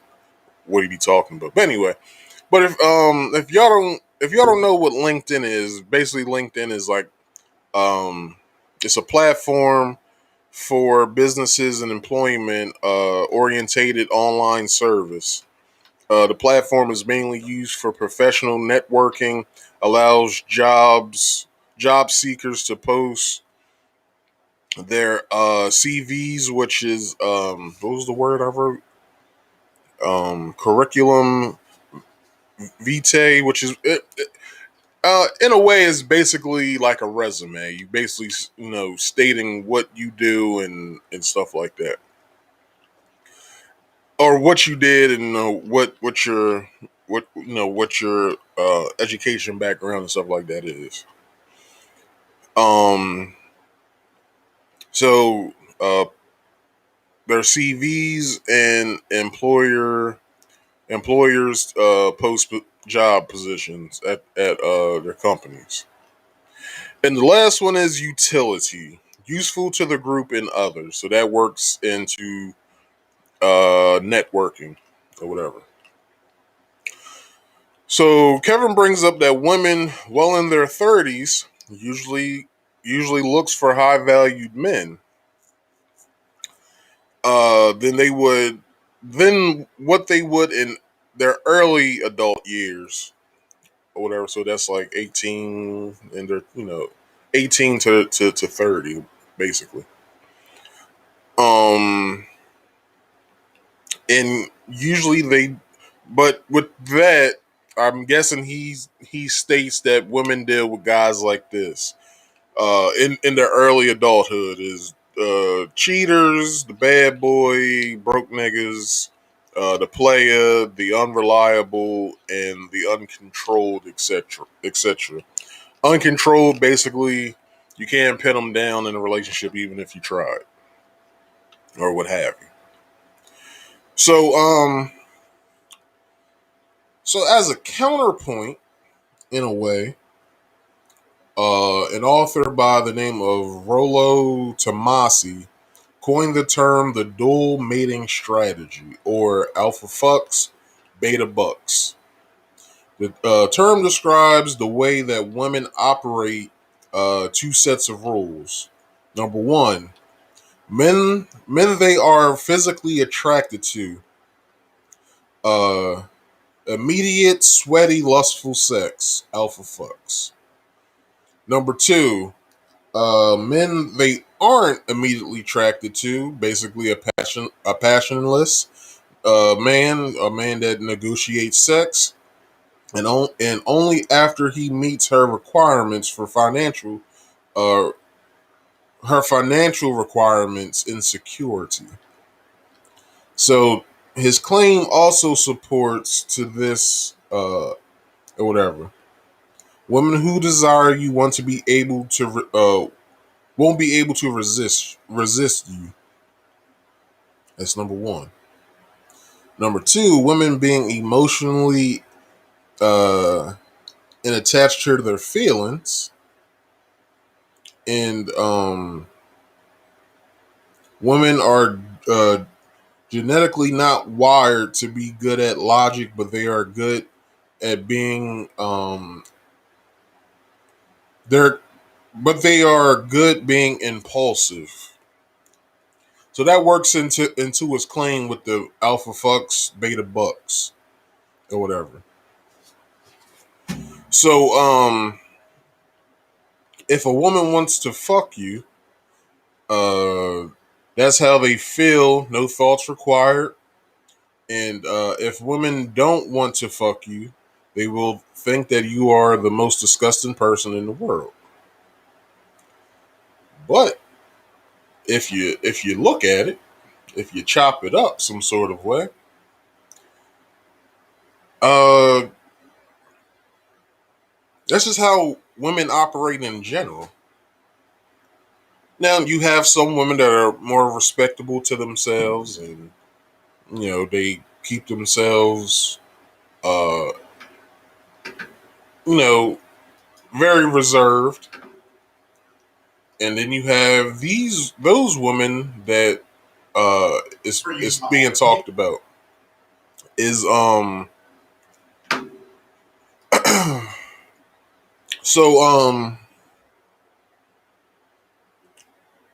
looking at the high value man philosophy and analyzing it, it's a joke that deserves to be laughed at.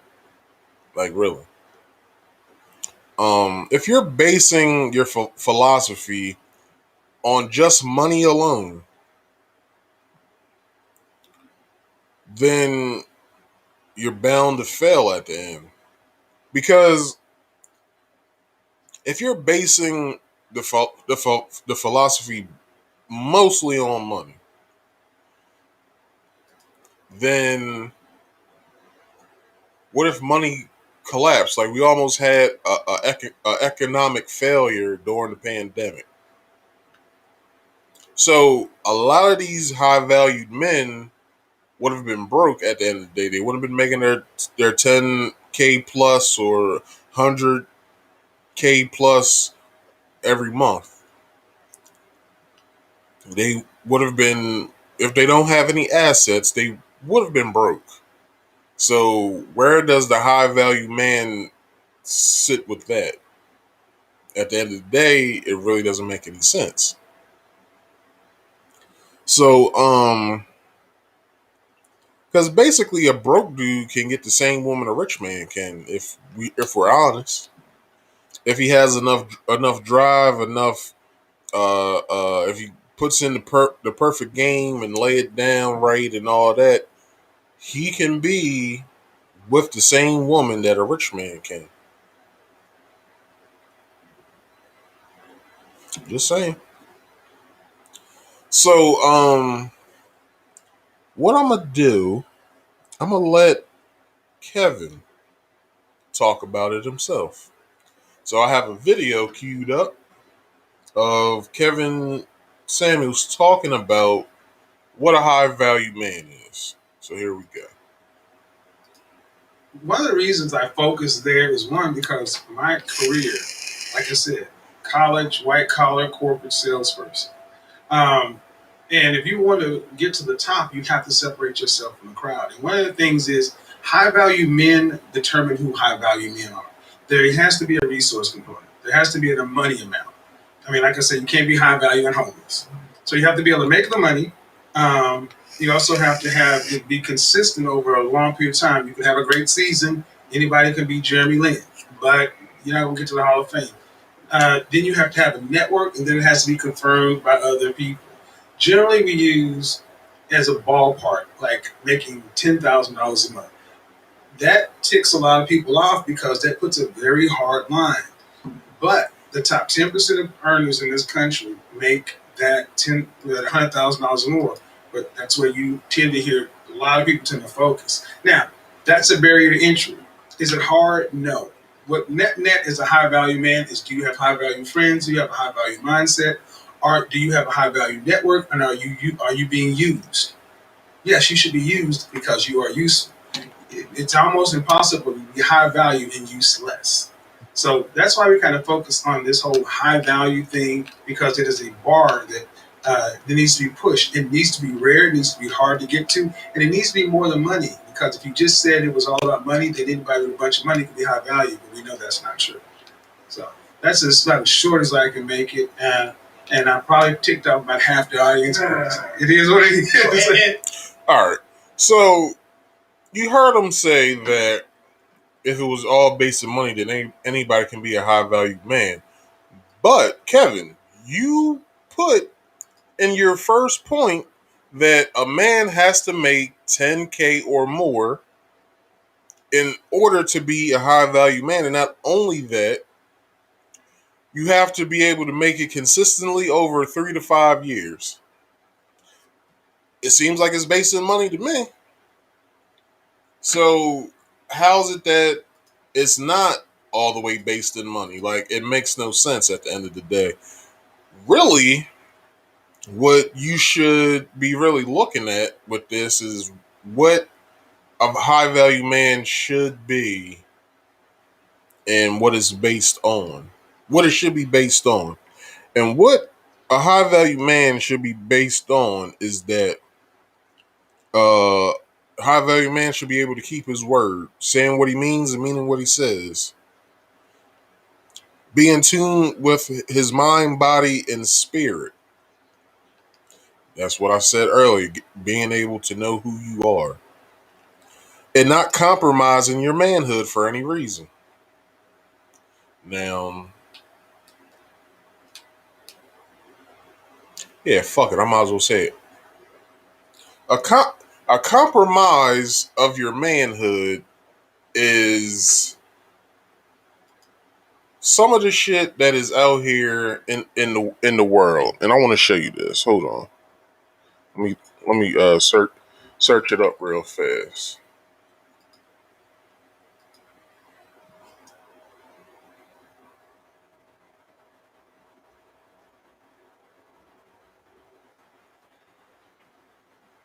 I'm gonna show you what compromising your manhood is.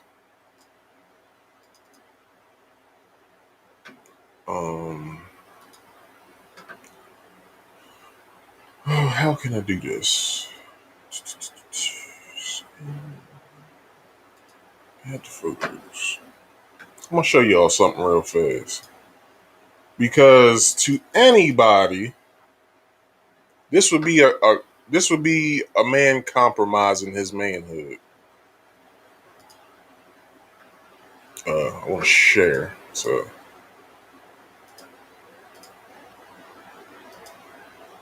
this is compromising your manhood. This little thing here, that satchel, that man purse, that merce, whatever the hell you want to call it. Real men don't carry man purses, homie. That is you compromising your manhood in order to be fashionable. Damn that. Your jeans look like it can hold a wallet. Why don't you have one in there? What else do you have in your purse? Do you have tampons in that? Uh, a real person wouldn't, if they are a high value man and they have 10K to 100K or whatever $1,000,000.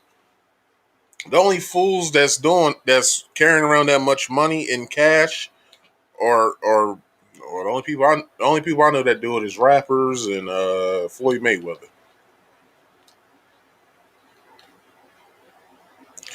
Like, I don't understand. So you're compromise to me. This is just me. You're compromising your manhood by being fashionable. Like, I don't care if man purses are in and it's the new hit thing for dudes. Dudes don't carry them. I don't give a fuck what they look like. Women purses go over their shoulder just like your man purse does. Just stop it. All right. I don't want to see that shit no more. But anyway, um, and the Rolo Tomasi dude is this guy. Just so y'all know who he is. Get a quick glance at him. This is Tomasi. Um, this is Rolo Tomasi. What I understand, he's part of the Manosphere in a way. I think so. But his points really counteract Kevin's points in a way because he basically rolled out how anybody can can be with a woman in a way because a woman knows if you're a beta and they know if you're an alpha. Like it's just that simple. So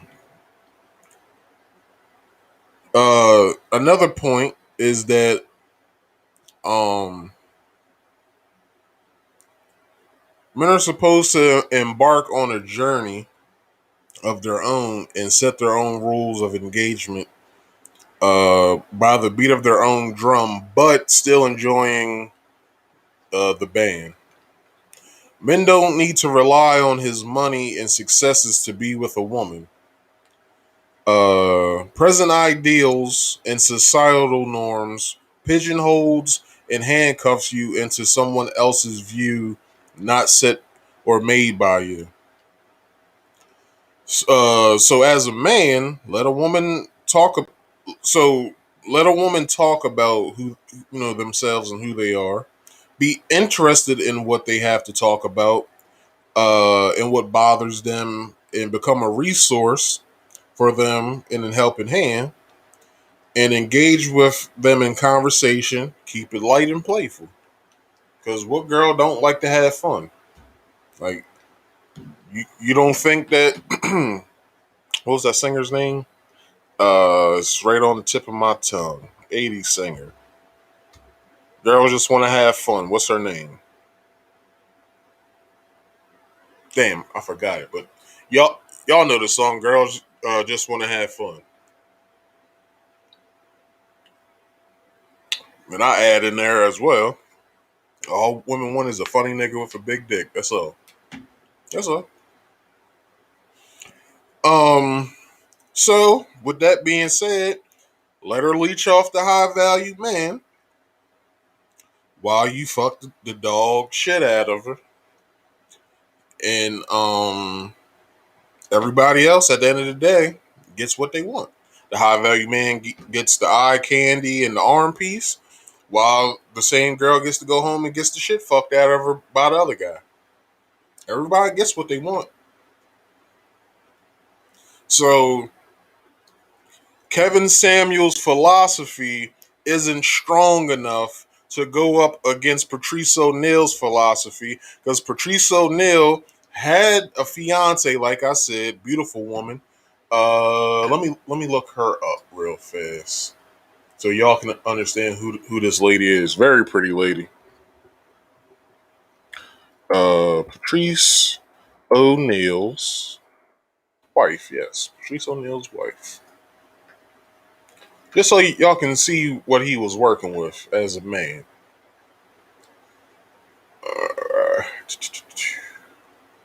It's a good picture. This is a good picture.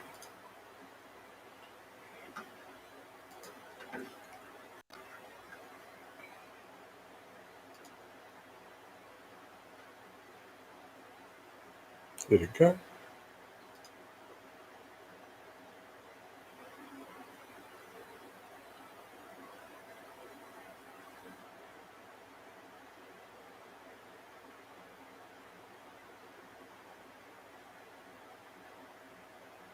Damn, where'd it go? Let me do another picture. Let me do this picture.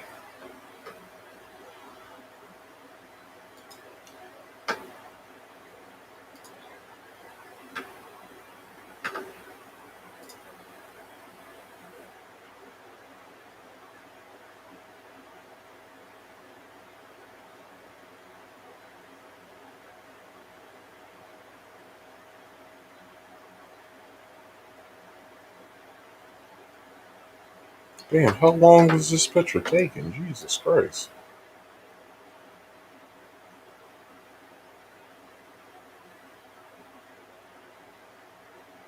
There it goes. Where'd it go? I just had it.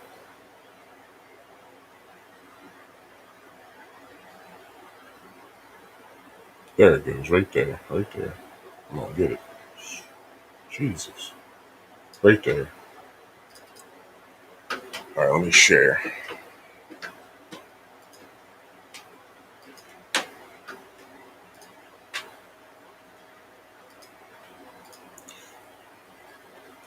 That's Patrice O'Neal's wife. Very pretty woman. Loved him to death. She had a child. Patrice raised his stepdaughter and loved her as well. So and he also has other points when it comes to shit like that. Patrice O'Neal does, but I won't get into that right now. Plus, you know, she she loved the fuck out of Patrice because of who he was. On the other hand, we have Kevin Samuels. We don't even know who the hell his girlfriend is right now. Uh Jai B said, I love Patrice. You just now tuning in, homeboy? And Jai also says, him and George Carlin are my faves. George Carlin is a good comedian also. Jai, also, if you're watching, do a comparison right now. Oh, you're a girl. I'm sorry. I'm sorry. Uh, do a comparison. Uh, Patrice O'Neal's philosophy when it comes to women to Kevin Samuel's philosophy when it comes to women. What do you say about that? I'll give you time to talk about it.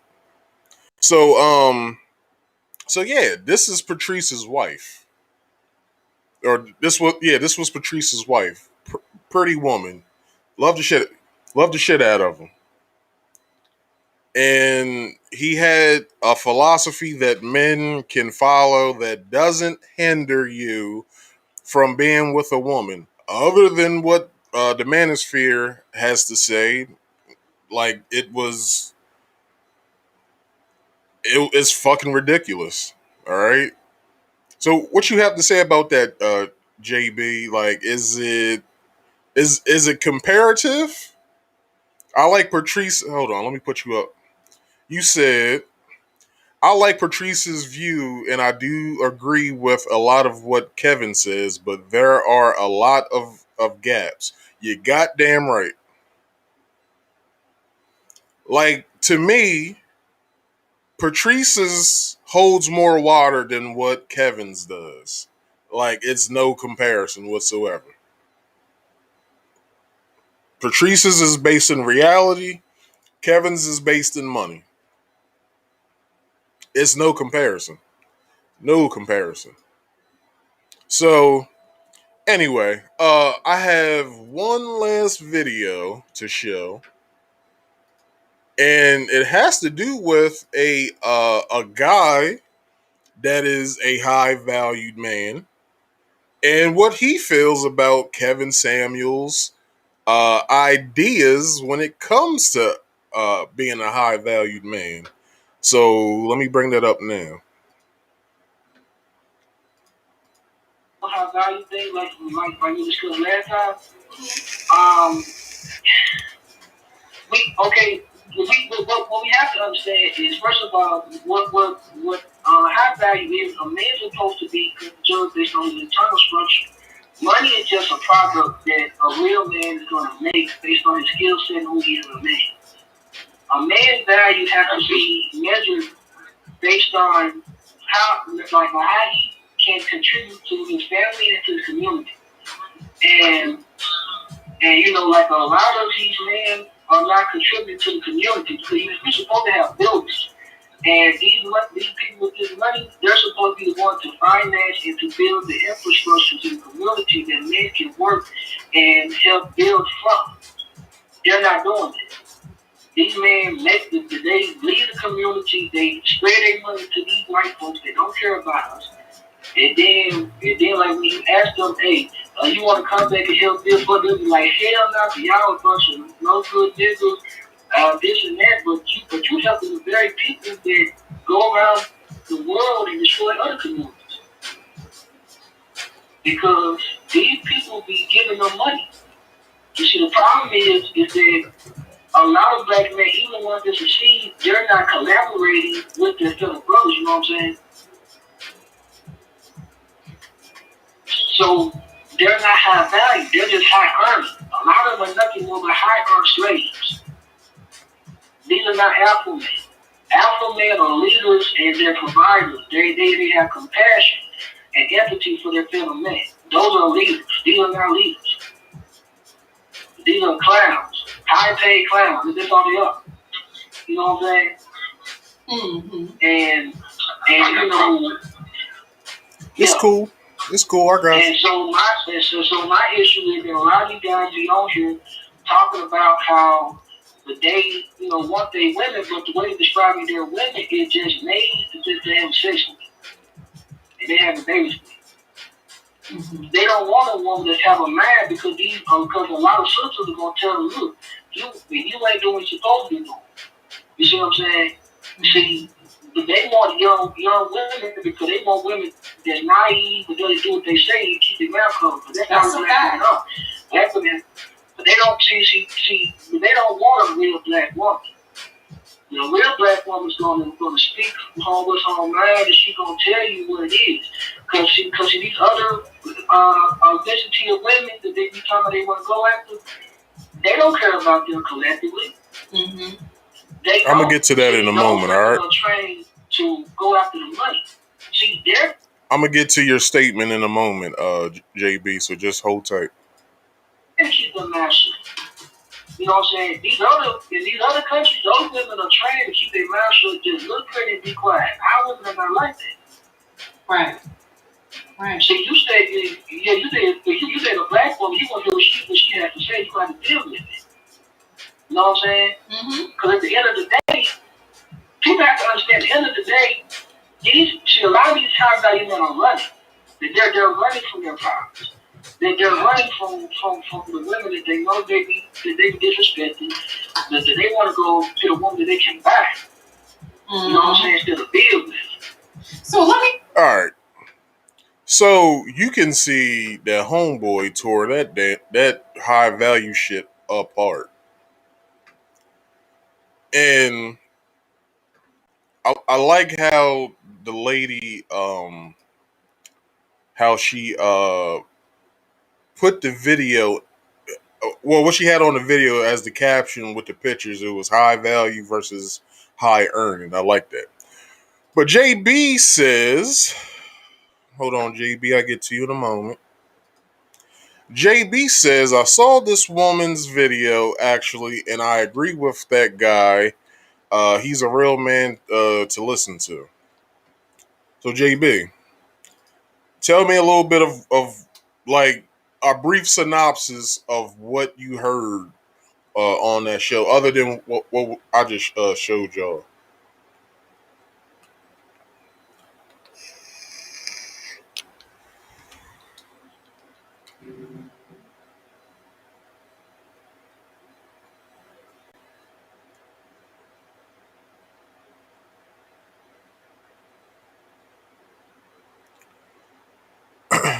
Got anything, JB? Nothing? Still there? All right. If she's writing something, I'll get to it. But I have reached the end of the show, really. So if if you like the show, tell somebody about it, share this. But I'll end it with this. I'll end it with a couple Malcolm X quotes, only because it was his birthday Wednesday, and we also lost Paul Mooney the same day of Malcolm X's birthday. So rest in peace to both Malcolm X and Paul Mooney. You stated, JB, that my internet dropped. I'm back. I basically asked. I basically asked you. Give me a brief synopsis of what you saw, uh, or what you heard, really, with the show, other than what the guy said. Just a brief synopsis. And whenever you bring it have it up, I'll say it.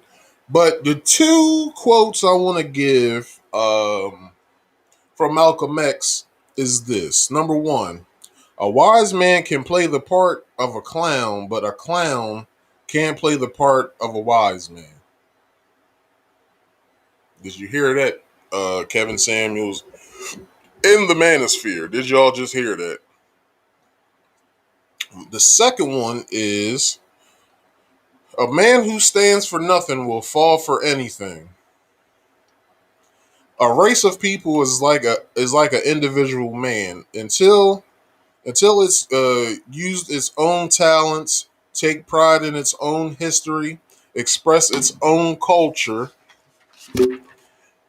affirm, affirms its own selfhood, it can never fulfill itself.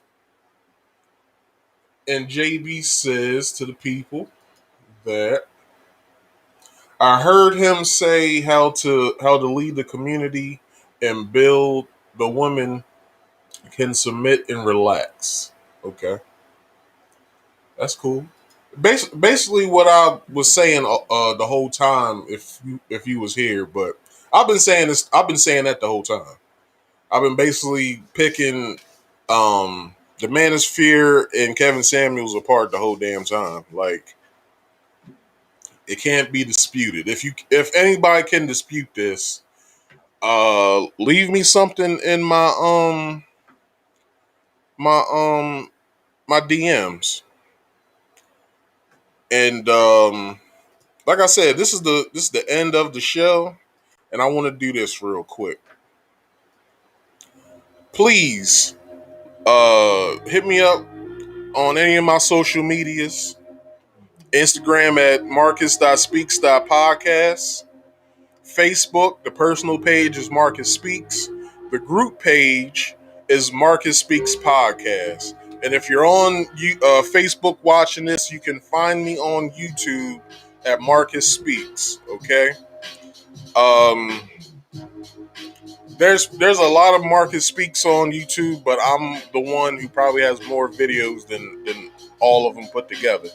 So if y'all could go over there and do that, because at the end of each video that I do, I take the video down, the live stream video that's on Facebook, and then I just upload the link from YouTube, just so I can just direct all the traffic back. That's all.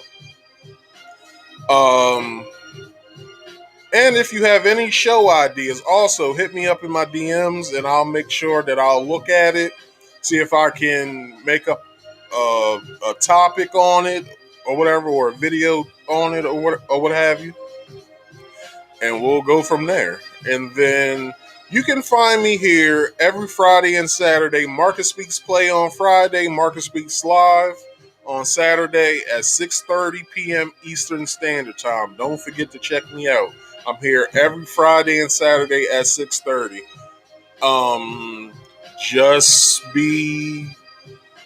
Just be ready for CPT time to kick in sometimes, because I won't say that I'm never here exactly on time, but sometimes I'm here maybe 30 minutes to an hour late, but I usually make up with that with each video. But yeah, you can find me here every Friday and Saturday if you're into games and gaming and shit like that. I play a selective few of games that I already have, plus a selective few of new releases, because I really don't play everything that everybody likes. So just trying to come up with like a niche group of people to come and watch me.